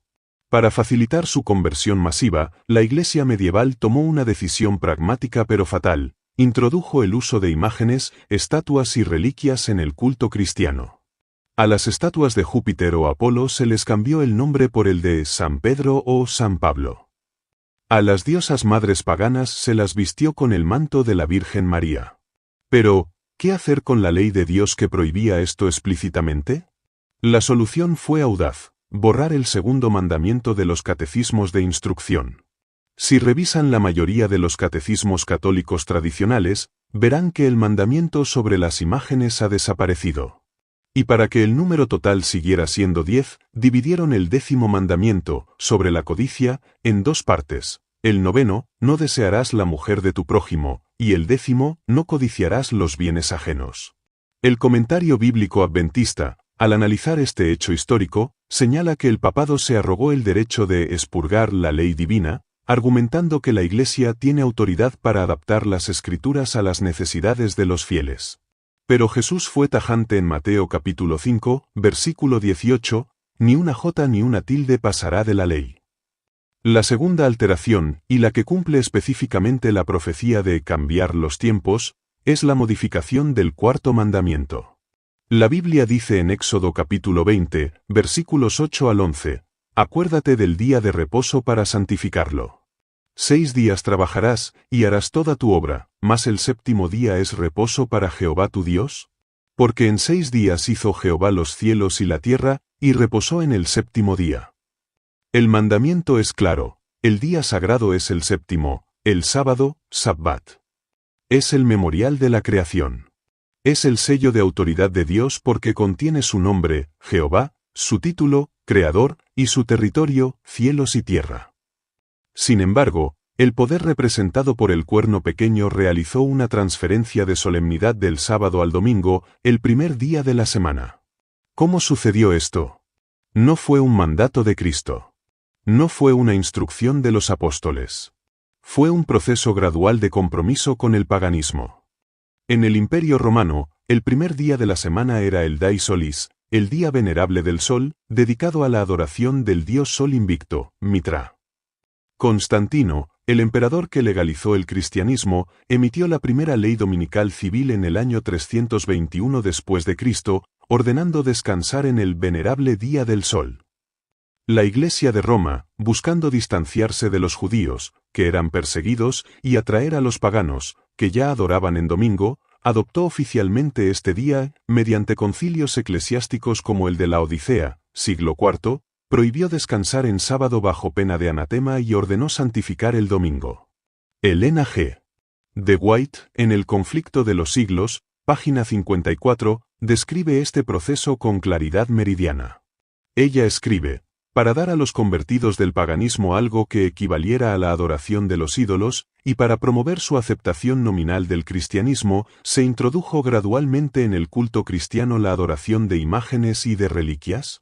El día de fiesta de los paganos, el domingo, fue introducido poco a poco y finalmente exaltado como el día de reposo cristiano, mientras que el sábado bíblico fue pisoteado. Hermanos, esto no es un ataque personal a nadie, es una cuestión de lealtad. El papado mismo, en sus documentos oficiales y a través de sus teólogos, ha admitido abiertamente este cambio. El cardenal Gibbons, en su libro La fe de nuestros padres, afirma que se puede leer la Biblia desde el Génesis hasta el Apocalipsis y no se encontrará ni una sola línea que autorice la santificación del domingo. Él declara que las Escrituras ordenan la observancia del sábado, pero que la Iglesia Católica, por su propia autoridad divina, transfirió esa solemnidad al domingo. Declaran el cambio del sábado al domingo como la marca de su autoridad eclesiástica. Dicen, en efecto, el hecho de que todo el mundo protestante obedezca el domingo, que es una institución de la Iglesia Católica y no de la Biblia, demuestra que reconocen nuestra autoridad. Aquí es donde la profecía de Daniel 7 se vuelve dolorosamente actual. Él pensará en cambiar los tiempos y la ley no es una predicción vaga, es una realidad histórica verificable. Han intentado cambiar el tiempo de Dios, el sábado, y la ley de Dios, el segundo mandamiento y el cuarto. La teología detrás de esto es profunda. El sábado es el reconocimiento de que Dios es el creador y nosotros sus criaturas. Al cambiar el sábado, el hombre se pone en el lugar de Dios. Se convierte en legislador. El comentario bíblico adventista resalta que el sábado será el punto focal de la crisis final porque es el único mandamiento que el mundo ha rechazado universalmente basándose únicamente en la tradición. Aceptar el sábado es aceptar la autoridad de la Biblia sola escritura. Aceptar el domingo es aceptar la autoridad de la tradición eclesiástica sobre la Biblia. Cuando miramos el catecismo y vemos que falta el segundo mandamiento, vemos el intento de borrar la espiritualidad pura para reemplazarla con materialismo religioso. Cuando vemos que el cuarto mandamiento ha sido movido y mutilado, vemos el intento de borrar la soberanía del Creador sobre nuestro tiempo. La mutilación del Decálogo es la evidencia forense que identifica al cuerno pequeño. Pero Dios, en su infinita sabiduría, no dejó este crimen sin testigos. A lo largo de la historia, siempre hubo un remanente, a veces escondido en las montañas, a veces perseguido, que guardó los mandamientos de Dios tal como están escritos. Ahora que hemos establecido la evidencia del cambio de la ley, debemos preguntarnos, ¿por qué? ¿Cuál es el objetivo final de atacar la ley de Dios? No es solo un capricho litúrgico. Es un ataque al corazón del Evangelio. Porque si cambias la ley, cambias la definición de pecado. Y si cambias la definición de pecado, cambias la necesidad de un Salvador. La teología es como un edificio, si mueves los cimientos, toda la estructura se inclina. En el bloque anterior, fuimos testigos forenses de cómo el poder del cuerno pequeño se atrevió a tocar los cimientos del trono de Dios al alterar los 10 mandamientos. Pero debemos hacernos la pregunta teológica más profunda. ¿Por qué? ¿Cuál es la finalidad estratégica de cambiar la ley? La respuesta es escalofriante. Si logras alterar la ley de Dios, automáticamente alteras el Evangelio de Cristo. El apóstol Pablo, en la carta a los Gálatas capítulo 1, versículo 7, nos advierte sobre aquellos que quieren pervertir el Evangelio de Cristo. Y en la carta a los Romanos capítulo 3, versículo 20, establece un principio fundamental: por medio de la ley es el conocimiento del pecado. La ley actúa como un espejo diagnóstico, nos muestra nuestra suciedad para que corramos a Cristo en busca de limpieza. Pero si el espejo está roto o deformado por manos humanas, el diagnóstico es falso, y por tanto, el remedio también será falso. Al eliminar el segundo mandamiento, que prohíbe las imágenes, y al cambiar el cuarto mandamiento, el sábado, símbolo del descanso en la obra terminada de la creación, el papado no solo cometió un error litúrgico, construyó un puente de regreso al paganismo, lo más grave, instauró un sistema de salvación por obras. Analicemos esto teológicamente. El sábado bíblico es el monumento a la gracia. Nos dice que Dios terminó su obra y nosotros descansamos en ella. No trabajamos para salvarnos, descansamos porque ya fuimos creados y redimidos. Pero el domingo es una institución humana, establecida por decreto imperial y eclesiástico. Guardar el domingo es obedecer una orden humana. Por lo tanto, el centro de la adoración se desplazó de la obediencia a Dios a la obediencia a la Iglesia. Aquí entra en escena el concepto del anticristo. Es vital que entendamos este término no como un insulto, sino como una descripción técnica. En griego, antichristos no significa solo contra Cristo, sino principalmente en lugar de Cristo o sustituto de Cristo. Daniel capítulo 8, versículos 11 y 12, amplía la visión de Daniel 7.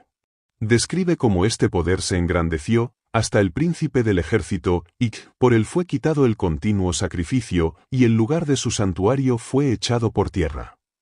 La palabra hebrea para continuo es tamid.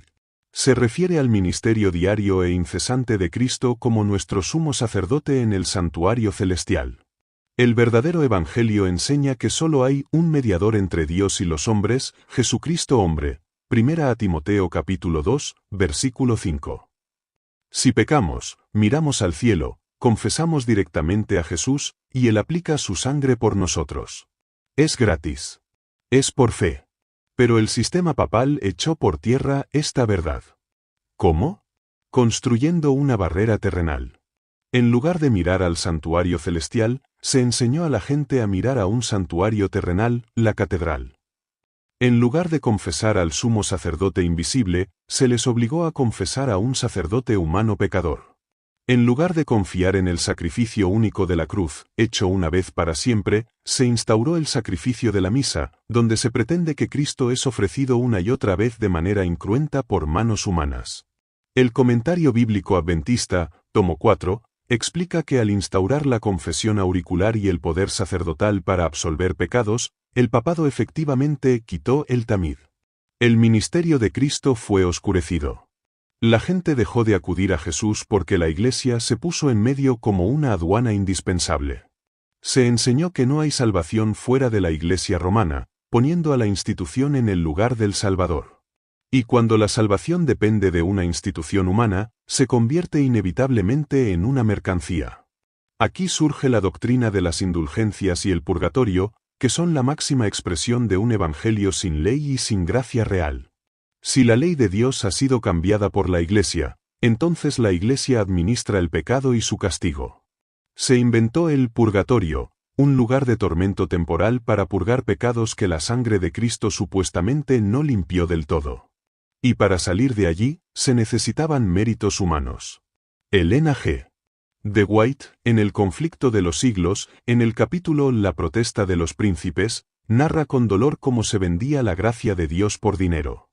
Ella describe a Tetzel, el vendedor de indulgencias, prometiendo que, tan pronto como el dinero suena en el fondo del cofre, el alma sale volando del purgatorio.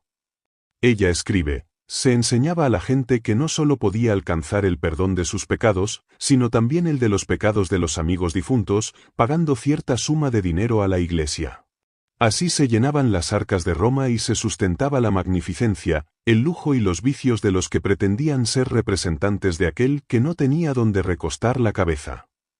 Esto es lo que sucede cuando se toca la ley de Dios.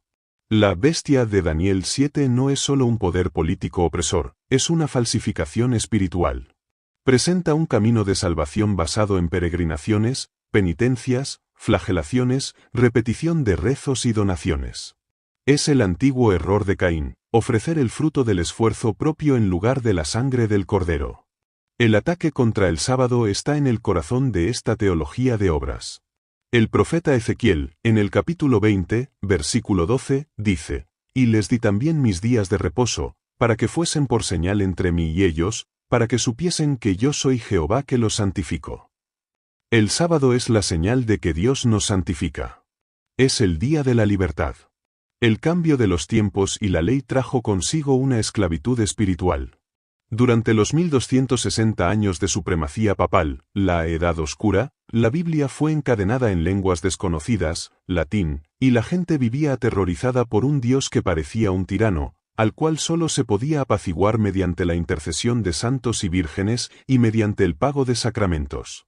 El misterio de iniquidad, segunda a los Tesalonicenses capítulo 2, versículo 7, es precisamente esto, el hombre tratando de salvarse a sí mismo usando la religión de Cristo como disfraz. Pero el texto de Daniel 7, versículo 25, termina con una frase cronológica crucial, y serán entregados en su mano hasta tiempo, y tiempos, y medio tiempo. Dios permitió que esta apostasía floreciera por un periodo específico, desde el año 538 hasta el año 1798 después de Cristo, para mostrar al universo las consecuencias de cambiar su ley. El resultado fue oscurantismo, ignorancia, persecución y una distorsión del carácter de Dios. Sin embargo, la profecía también indica que este dominio tendría un límite. La verdad no sería pisoteada para siempre. Dios levantaría un movimiento para restaurar lo que fue derribado. La interpretación teológica de este pasaje nos deja con una solemne advertencia. Cualquier evangelio que minimice la ley de Dios o que sugiera que la obediencia ya no es necesaria, es un eco de esta antigua apostasía. Hoy en día, muchas iglesias protestantes, aunque rechazan al Papa, han aceptado su teología al decir, la ley fue clavada en la cruz, ya no necesitamos guardar el sábado. Al hacerlo, sin saberlo, están bebiendo del vino de Babilonia. Porque el verdadero nuevo pacto no es la abolición de la ley, sino la escritura de la ley en el corazón, Hebreos capítulo 8, versículo 10. El papado cambió la ley en el papel, el Espíritu Santo graba la ley en el alma. Esa es la diferencia abismal entre el Evangelio del Anticristo y el Evangelio de Jesucristo. El pueblo de Dios en el tiempo del fin no será legalista, que cree salvarse por la ley, sino que será un pueblo que, por haber sido salvo por gracia, ama la ley como un reflejo del carácter de su amado. Como dice el Salmo 119, versículo 97, «Oh, cuánto amo yo tu ley! Todo el día es ella mi meditación».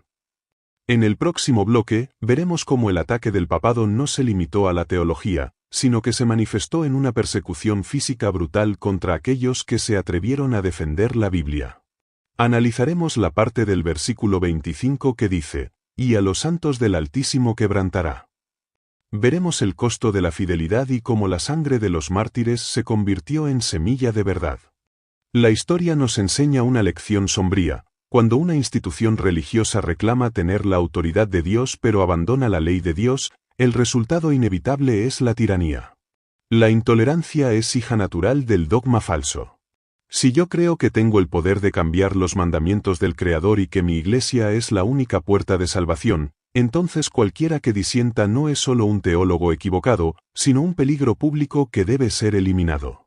Daniel capítulo 7, versículo 25, predijo esta consecuencia con una palabra aramea escalofriante, y a los santos del Altísimo quebrantará. La palabra original utilizada aquí es vela. No significa simplemente matar o ejecutar. Significa desgastar, consumir poco a poco, triturar como se tritura el grano en un molino, o como se desgasta una prenda de vestir por el uso constante y la fricción. Esta palabra describe una opresión sistemática, continua e implacable. No fue un evento de un solo día, fue una campaña de siglos diseñada para agotar la resistencia física y mental de los fieles. La historia del cumplimiento de esta profecía está escrita con sangre en los anales de Europa. Durante el período profético de tiempo, tiempos y medio tiempo, los 1260 años que van desde el año 538 hasta el año 1798. La maquinaria eclesiástica del papado se volcó contra cualquiera que se atreviera a poseer una Biblia en su idioma o a obedecer los mandamientos de Dios por encima de los decretos papales. Pensemos en los valdenses. Estos cristianos fieles, refugiados en los valles alpinos del Piamonte, son el ejemplo vivo de la resistencia contra el cuerno pequeño. Mientras el mundo se inclinaba ante Roma, ellos mantenían encendida la lámpara de la verdad. Copiaban las escrituras a mano, versículo por versículo, en cuevas oscuras y frías. Cosían porciones de los evangelios en sus ropas para compartirlas en secreto mientras viajaban como comerciantes. Elena G. de White, en El conflicto de los siglos, dedica el capítulo Los valdenses a honrar su memoria. Ella escribe con una emoción palpable: detrás de las elevadas fortalezas de las montañas, los valdenses hallaron escondite. Allí se mantuvo encendida la luz de la verdad en medio de la oscuridad de la Edad Media. Allí, por 1000 años, testigos de la verdad conservaron la antigua fe. ¿Y cuál era su crimen? No eran criminales, no eran ladrones, no eran rebeldes políticos. Su crimen era negar la supremacía del Papa, rechazar el culto a las imágenes, guardando el segundo mandamiento, y, en muchos casos, guardar el sábado bíblico, preservando la línea apostólica de la verdad. Por esto, fueron cazados como bestias.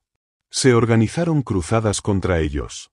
Hombres, mujeres y niños fueron lanzados por precipicios, quemados en hogueras o encerrados en mazmorras hasta morir de hambre.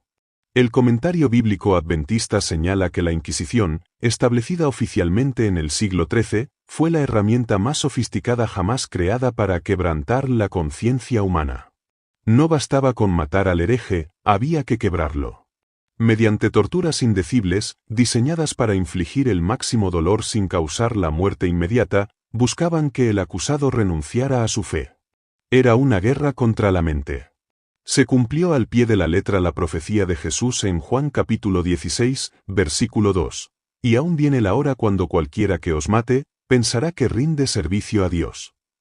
Los inquisidores creían sinceramente que al quemar el cuerpo del hereje, estaban salvando su alma o, al menos, protegiendo al cuerpo de la Iglesia de la infección. Es la perversión suprema, matar en nombre del Dios de la vida.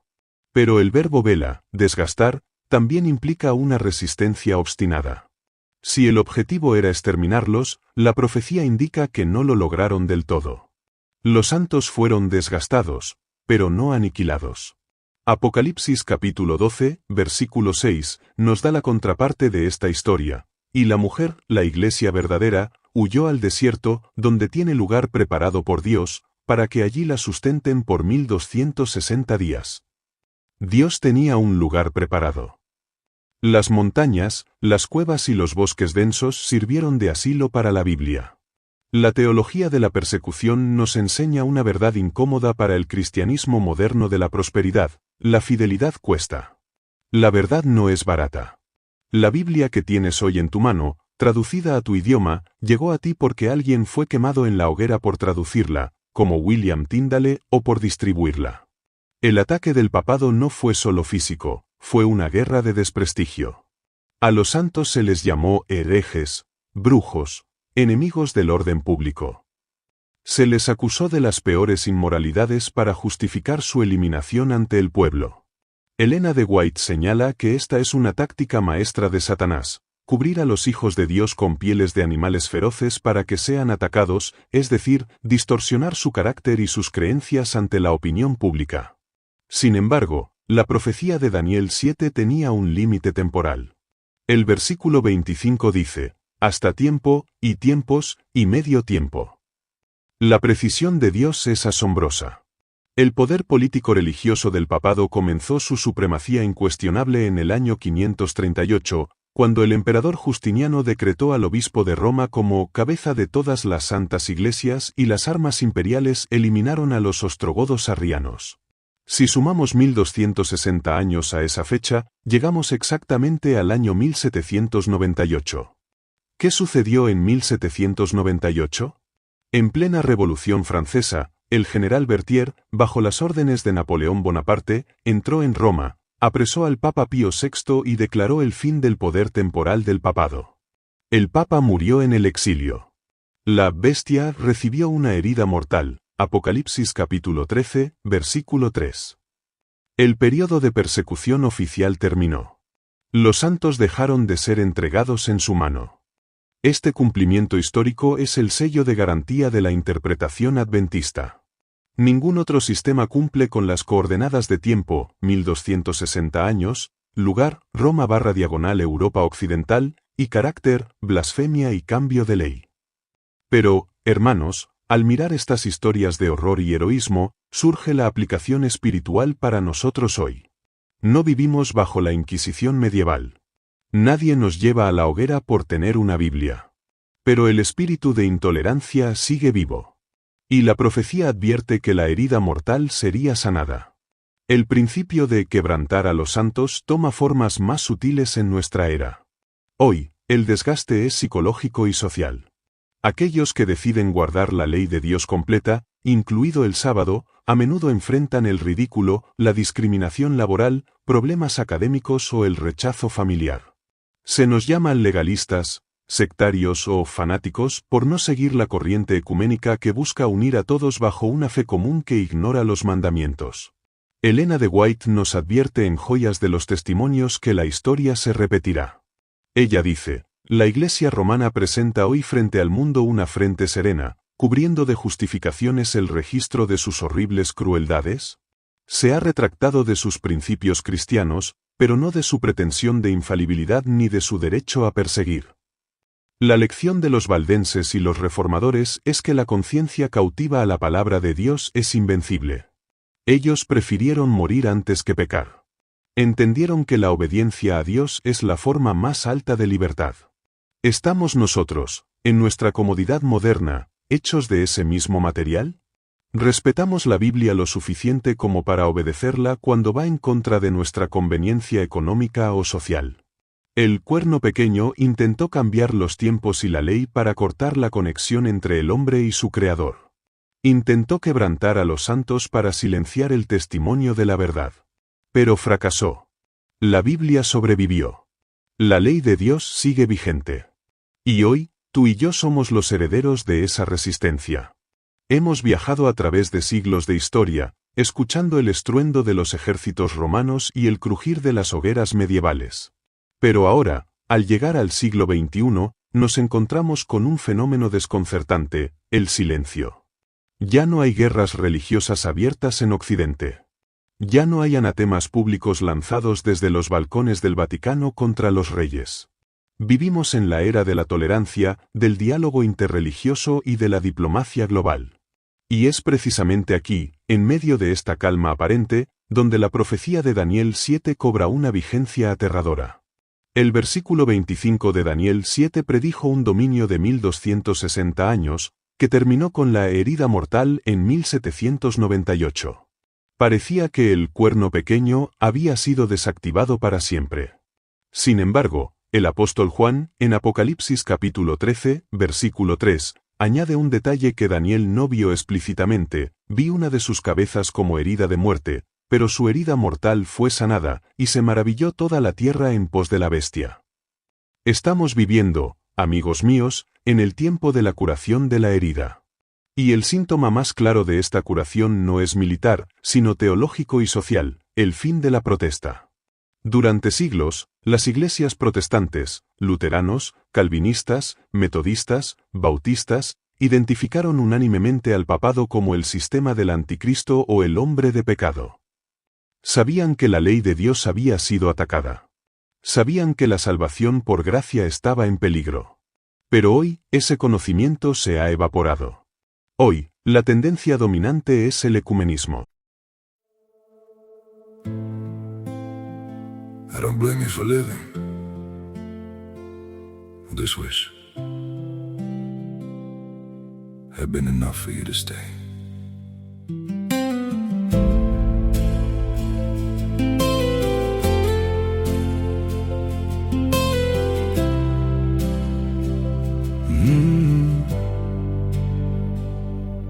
I saw it coming in the way you changed, in the silence between your words. Every I'm fine felt heavier than truth, like something breaking, unheard. I tried to fix what I didn't understand, held on tighter as you slipped away. But love can't grow where it's already gone. I don't blame you for living this wish had been enough for you to stay.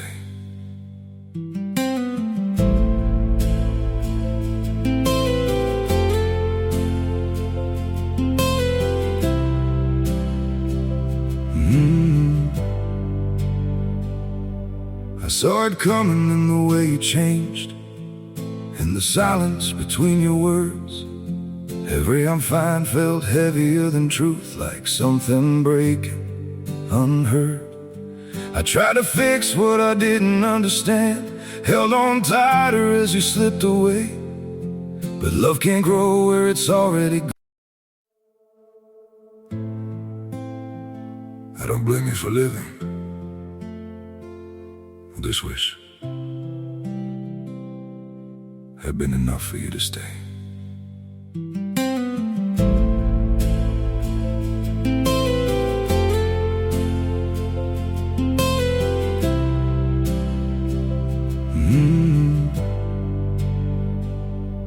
I saw it coming in the way you changed, in the silence between your words.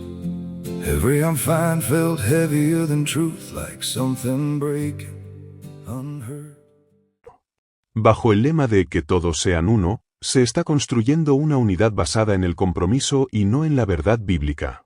Se nos dice que las diferencias doctrinales, como la adoración de imágenes, la intercesión de los santos o la observancia del domingo, son detalles menores que no deben separarnos.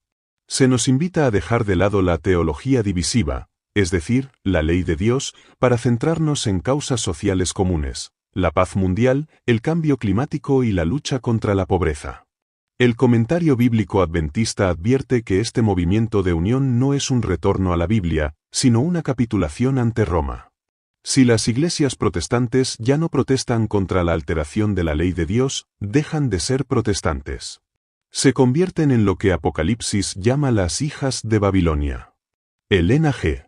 de White, con una visión profética que traspasa el tiempo, escribió en El conflicto de los siglos, página 625, la Iglesia romana presenta hoy frente al mundo una frente serena, cubriendo de justificaciones el registro de sus horribles crueldades. Se ha puesto vestiduras de tipo cristiano, pero no ha cambiado. Todos los principios formulados por el papado en edades pasadas subsisten hoy día. El papado que los protestantes están ahora tan dispuestos a honrar, es el mismo que gobernó al mundo en los días de la Reforma. Esta es la clave teológica del momento actual. La institución no ha cambiado su estrategia. Nunca ha retirado oficialmente sus decretos que afirman su autoridad para cambiar el sábado al domingo. De hecho, en su catecismo actual, el cambio del día de reposo sigue siendo presentado como un acto de autoridad eclesiástica. La diferencia es que ahora, el mundo protestante y secular está dispuesto a aceptar esa autoridad en nombre de la conveniencia y la unidad. Y aquí entra en juego el engaño más sutil, el antinomianismo, estar en contra de la ley. Para que el mundo acepte el domingo, un día sin base bíblica, primero debe perder el respeto por la ley de Dios como un todo. Desde muchos púlpitos evangélicos populares se predica hoy un evangelio de gracia barata.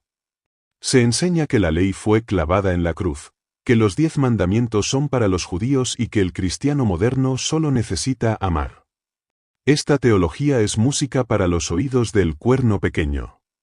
Si la ley de Dios ya no es la norma absoluta, entonces la tradición humana puede ocupar su lugar. Si el 4º mandamiento no es vinculante, entonces cualquier día de descanso que la sociedad o la Iglesia elija es válido. Hermanos, el ataque contra la ley no ha terminado, simplemente ha cambiado de táctica. Antes atacaban la ley prohibiendo leerla, hoy atacan la ley diciendo que ya no es necesaria. El resultado es el mismo, la desobediencia al Creador. Elena G. de White identifica 2 errores capitales que preparan al mundo para el engaño final. En El conflicto de los siglos, página 645, dice, merced a los 2 errores capitales, el de la inmortalidad del alma y el de la santidad del domingo, Satanás prenderá a los hombres en sus redes. Mientras aquel forma la base del espiritismo, este crea un lazo de simpatía con Roma.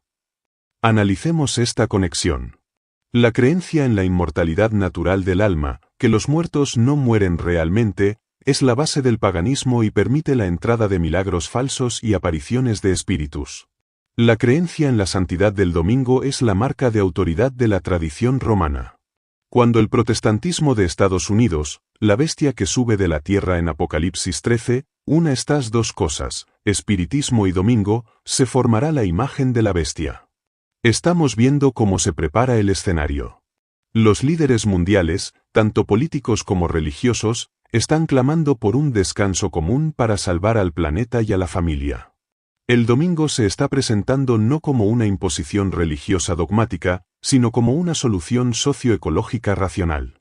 Se habla del domingo verde o del domingo familiar. Pero la profecía de Daniel 7, versículo 25, nos recuerda la raíz del problema: pensará en cambiar los tiempos y la ley. Cualquier intento de legislar un día de adoración o descanso que contradiga el mandamiento explícito de Dios es un acto de rebelión, por muy buenas intenciones sociales que tenga. La pregunta existencial para nosotros hoy es: ¿somos protestantes de verdad? Ser protestante no significa odiar a los católicos, significa amar la Biblia tanto que protestamos contra cualquier enseñanza que la contradiga. Significa decir, como los príncipes en la dieta de Espira, en asuntos de conciencia, la mayoría no tiene poder. El pueblo de Dios en este tiempo del fin debe tener el discernimiento para ver más allá de las sonrisas diplomáticas y los abrazos ecuménicos. Debemos ver la estructura teológica que se está levantando. Babilonia se está reconstruyendo, ladrillo a ladrillo, sobre las ruinas de la ley de Dios. Y la tragedia es que muchos que se llaman adventistas o cristianos bíblicos están siendo adormecidos. El conformismo, el deseo de ser aceptados por la comunidad evangélica general, y el miedo a ser diferentes, están silenciando nuestra voz. Pero Dios siempre tiene un remanente. En Apocalipsis capítulo 12, versículo 17, el dragón se llena de ira contra un grupo específico. No se enoja con las grandes organizaciones ecuménicas. Se enoja contra los que guardan los mandamientos de Dios y tienen el testimonio de Jesucristo. Guardar los mandamientos de Dios, todos ellos, incluyendo el que dice «acuérdate del día sábado», es el acto de resistencia más revolucionario en un mundo que ha aceptado la autoridad de la bestia. Es declarar que nuestra lealtad pertenece al Creador y no a la criatura. En el próximo bloque, entraremos en el terreno de la aplicación profética futura. ¿Qué sucederá cuando esta alianza se consolide? Hablaremos de la crisis final, la imposición de la marca de la bestia y cómo el tema de la ley de Dios será la línea divisoria definitiva entre los que sirven a Dios y los que le sirven a sí mismos. Veremos que la profecía no solo advierte, sino que fortalece. Todo lo que hemos estudiado, el surgimiento del cuerno pequeño, la arrogancia de cambiar los tiempos y la ley, la persecución medieval y el actual adormecimiento ecuménico, desemboca en un solo evento profético, la imposición de la marca de la bestia. Daniel capítulo 7, versículo 25, nos dijo que este poder pensaría cambiar la ley. Pero Apocalipsis capítulo 13 nos dice que, al final de los tiempos, este poder logrará imponer su ley cambiada sobre la conciencia mundial, con la ayuda de la segunda bestia, el protestantismo apóstata de Estados Unidos. El texto es claro y aterrador en Apocalipsis capítulo 13, versículos 16 y 17, y hacía que a todos, pequeños y grandes, ricos y pobres, libres y esclavos, se les pusiese una marca en la mano derecha o en la frente, y que ninguno pudiese comprar ni vender, sino el que tuviese la marca o el nombre de la bestia o el número de su nombre. ¿Qué es esta marca? Gracias a nuestro estudio de Daniel, sabemos lo que no es. No es un microchip, ni un código de barras, ni una vacuna. Estas son especulaciones sensacionalistas que distraen del verdadero conflicto. Si la bestia es el papado, el sistema que cambió la ley de Dios, entonces su marca debe ser la señal de su autoridad para hacer ese cambio. El cardenal Gibbons lo expresó con claridad. Por supuesto que la Iglesia Católica afirma que el cambio, del sábado al domingo, fue acto suyo. Y el acto es una marca de su poder y autoridad eclesiástica en asuntos religiosos. Por lo tanto, la marca de la bestia es la observancia forzada del domingo, el falso día de reposo, en reconocimiento a la autoridad de la Iglesia y el Estado por encima de la autoridad de Dios. El conflicto final será un conflicto de lealtad. Por un lado, el sello de Dios, Apocalipsis capítulo 7, que se encuentra en el cuarto mandamiento del sábado, el cual contiene el nombre, título y territorio del Creador. Por otro lado, la marca de la bestia, que es el domingo, un día establecido por la tradición humana. Elena de White, en El conflicto de los siglos, página 663, define la línea de batalla con precisión quirúrgica.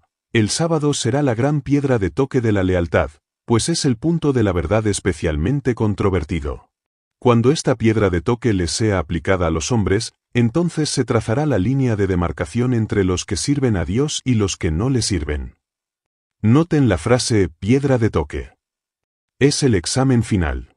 Muchos preguntan, ¿por qué Dios haría depender el destino eterno de un día de la semana? La respuesta es teológica. No se trata de un día de 24 horas, se trata de autoridad. Si guardas el sábado, lo haces únicamente porque Dios lo dijo. No hay razón astronómica, ni social, ni cultural para guardar el séptimo día. Es un acto de fe pura y sumisión al Creador. Si guardas el domingo, lo haces porque la Iglesia, la sociedad o el Estado lo dicen. Es un acto de sumisión a la autoridad humana. La profecía indica que llegará el momento en que esta observancia no será voluntaria. La imagen de la bestia, la unión del protestantismo con el Estado en Estados Unidos y luego globalmente, promulgará leyes dominicales. Al principio, se presentarán como leyes laborales o ecológicas, descanso para la tierra, pero pronto se volverán leyes religiosas coercitivas. El comentario bíblico adventista señala que la restricción de comprar y vender es una medida de presión económica extrema. En un mundo digitalizado, bloquear financieramente a un grupo de personas es cuestión de un clic. Aquellos que se nieguen a trabajar en sábado y a honrar el domingo, serán considerados enemigos del bienestar común, parias sociales, y finalmente, dignos de muerte. Y aquí es donde entra el concepto del zarandeo dentro del pueblo de Dios. No todos los que profesan ser guardadores del sábado hoy resistirán esa presión. Elena G. de White vio en visión que, al acercarse la tormenta, muchos que habían profesado la fe del tercer ángel, pero que no habían sido santificados por la obediencia a la verdad, abandonarán su posición y se pasarán a las filas del enemigo. ¿Por qué se van? Por superficialidad, nunca estudiaron por sí mismos Daniel y Apocalipsis. Su fe dependía del pastor o de la familia. Por mundanalidad, aman más la comodidad, el estatus y la seguridad económica que la verdad. Cuando la verdad se vuelva impopular y costosa, la venderán. Por engaño teológico, serán seducidos por los falsos milagros y la unidad ecuménica, pensando que Dios no puede ser tan estricto con un detalle de la ley. Pero, al mismo tiempo que la paja es aventada, el trigo se mantiene firme. Daniel capítulo 11, versículo 32, dice, «Mas el pueblo que conoce a su Dios se esforzará y actuará». La crisis no crea el carácter, la crisis lo revela. Aquellos que hoy son fieles en lo poco, que respetan el sábado cuando es inconveniente, que son honestos en sus negocios, que dedican tiempo a la oración, serán fieles en lo mucho. El mensaje de Daniel 7 y 25 es una advertencia contra la falsa seguridad. No basta con tener el nombre de adventista o cristiano. La pregunta es, ¿está la ley de Dios escrita en mi corazón? Jeremías capítulo 31, versículo 33. Si la ley está en el corazón, ninguna amenaza externa puede obligarme a desobedecer, porque desobedecer sería negar mi propia naturaleza regenerada. La marca se recibe en la frente, creencia intelectual, o en la mano, conveniencia práctica, trabajar en sábado para no perder el empleo. El sello solo se recibe en la frente. Dios no quiere obediencia forzada, mano, quiere obediencia por convicción y amor. Estamos viviendo en el tiempo de la paciencia de los santos. Apocalipsis capítulo 14, versículo 12, describe al grupo que vence a la bestia y a su imagen. Aquí está la paciencia de los santos, los que guardan los mandamientos de Dios y la fe de Jesús. Noten la combinación, mandamientos y fe. El papado intentó separarlos. Enseñó fe sin mandamientos o con mandamientos cambiados. El legalismo enseña mandamientos sin fe. Pero el remanente tiene ambos. Tienen la fe de Jesús, la misma fe que sostuvo a Cristo en la cruz, y esa fe produce la obediencia a los mandamientos de Dios inmutables. Hermanos, el escenario está listo. Las leyes se están discutiendo. La tecnología para el control económico existe. El clima social de intolerancia hacia los fundamentalistas bíblicos está creciendo. El cuerno pequeño ha recuperado su influencia mundial. La única pregunta pendiente es, ¿dónde estarás tú cuando se emita el decreto? No tengamos miedo. El mismo Daniel que profetizó el surgimiento de la bestia, también profetizó su destrucción. En el versículo 26 de Daniel 7 dice, pero se sentará el juez y le quitarán su dominio para que sea destruido y arruinado hasta el fin. El sistema que intentó cambiar la ley tiene los días contados. El juicio ya ha comenzado en el cielo. Y pronto, la sentencia se ejecutará en la tierra. La historia humana, con sus imperios de hierro, sus persecuciones crueles y sus arrogantes intentos de cambiar la ley de Dios, no termina en un vacío. No termina con la victoria del fuerte sobre el débil.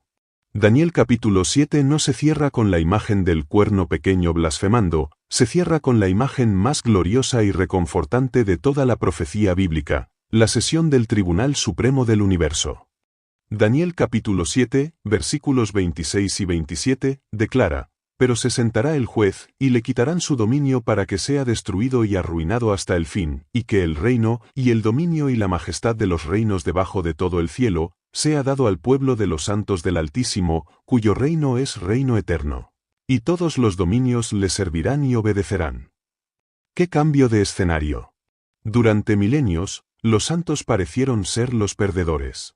Fueron entregados en su mano, versículo 25. Fueron llevados a los circos romanos, quemados en las plazas de Europa y marginados en la sociedad moderna. El cuerno pequeño parecía invencible, con su pompa, sus catedrales, sus alianzas políticas y su pretensión de ser Dios en la tierra. Pero la profecía dice, pero se sentará el juez. Esta conjunción adversativa pero es la bisagra de la historia. Cuando Dios se sienta, la soberbia humana se acaba.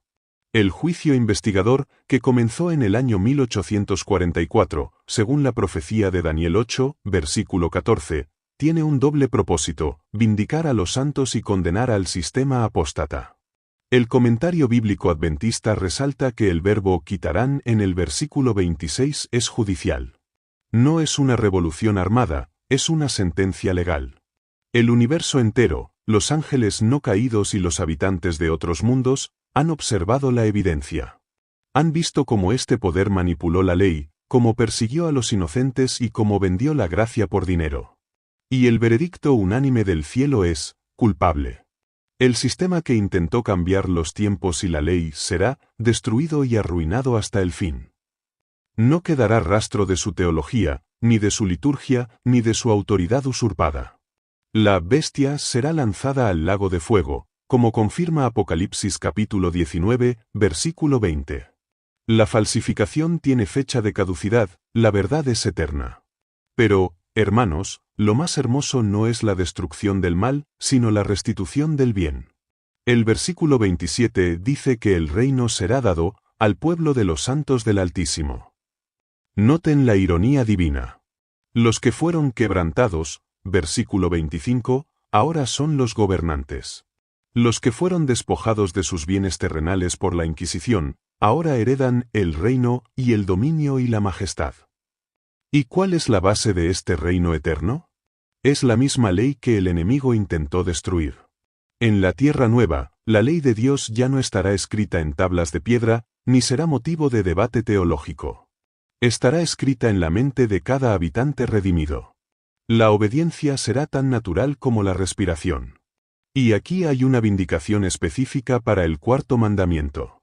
El profeta Isaías, en el capítulo 66, versículo 23, nos da una visión del culto en la eternidad, y de mes en mes, y de día de reposo en día de reposo, de sábado en sábado, vendrán todos a adorar delante de mí, dijo Jehová. El sábado sobrevive. El cuerno pequeño intentó cambiarlo. Los teólogos dijeron que era cosa de judíos. La sociedad moderna lo pisoteó. Pero en la eternidad, cuando el papado sea solo un recuerdo de una pesadilla pasada, el sábado seguirá vigente. Cada séptimo día, por los siglos de los siglos, el universo se detendrá para honrar al Creador. El tiempo que el hombre quiso cambiar, volverá a ser el tiempo de Dios para siempre. Esto nos da una perspectiva poderosa para nuestra vida hoy. Cuando guardamos el sábado hoy, estamos practicando para la eternidad. Estamos viviendo según el horario del cielo, no el de la tierra. Estamos declarando que pertenecemos al reino venidero. Elena G. de White, en las páginas finales de El conflicto de los siglos, describe la emoción de esta victoria final con una prosa que parece música celestial.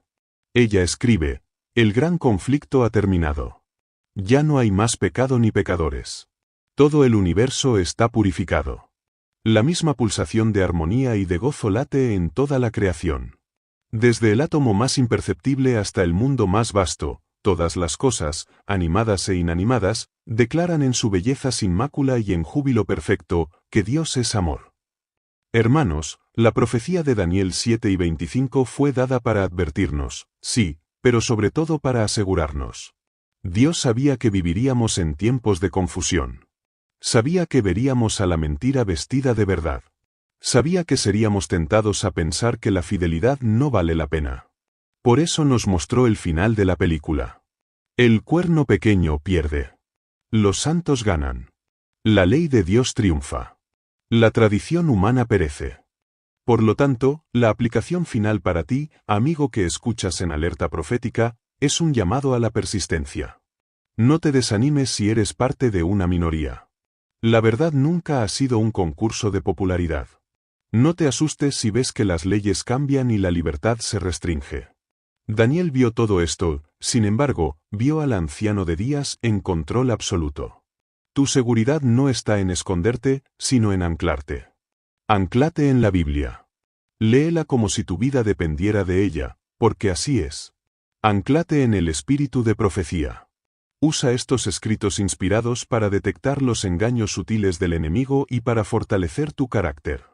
Anclate en la oración.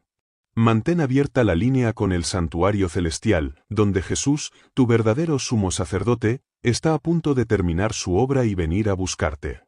Estamos en la orilla del Jordán. A nuestras espaldas está el desierto de la historia humana, lleno de bestias y guerras.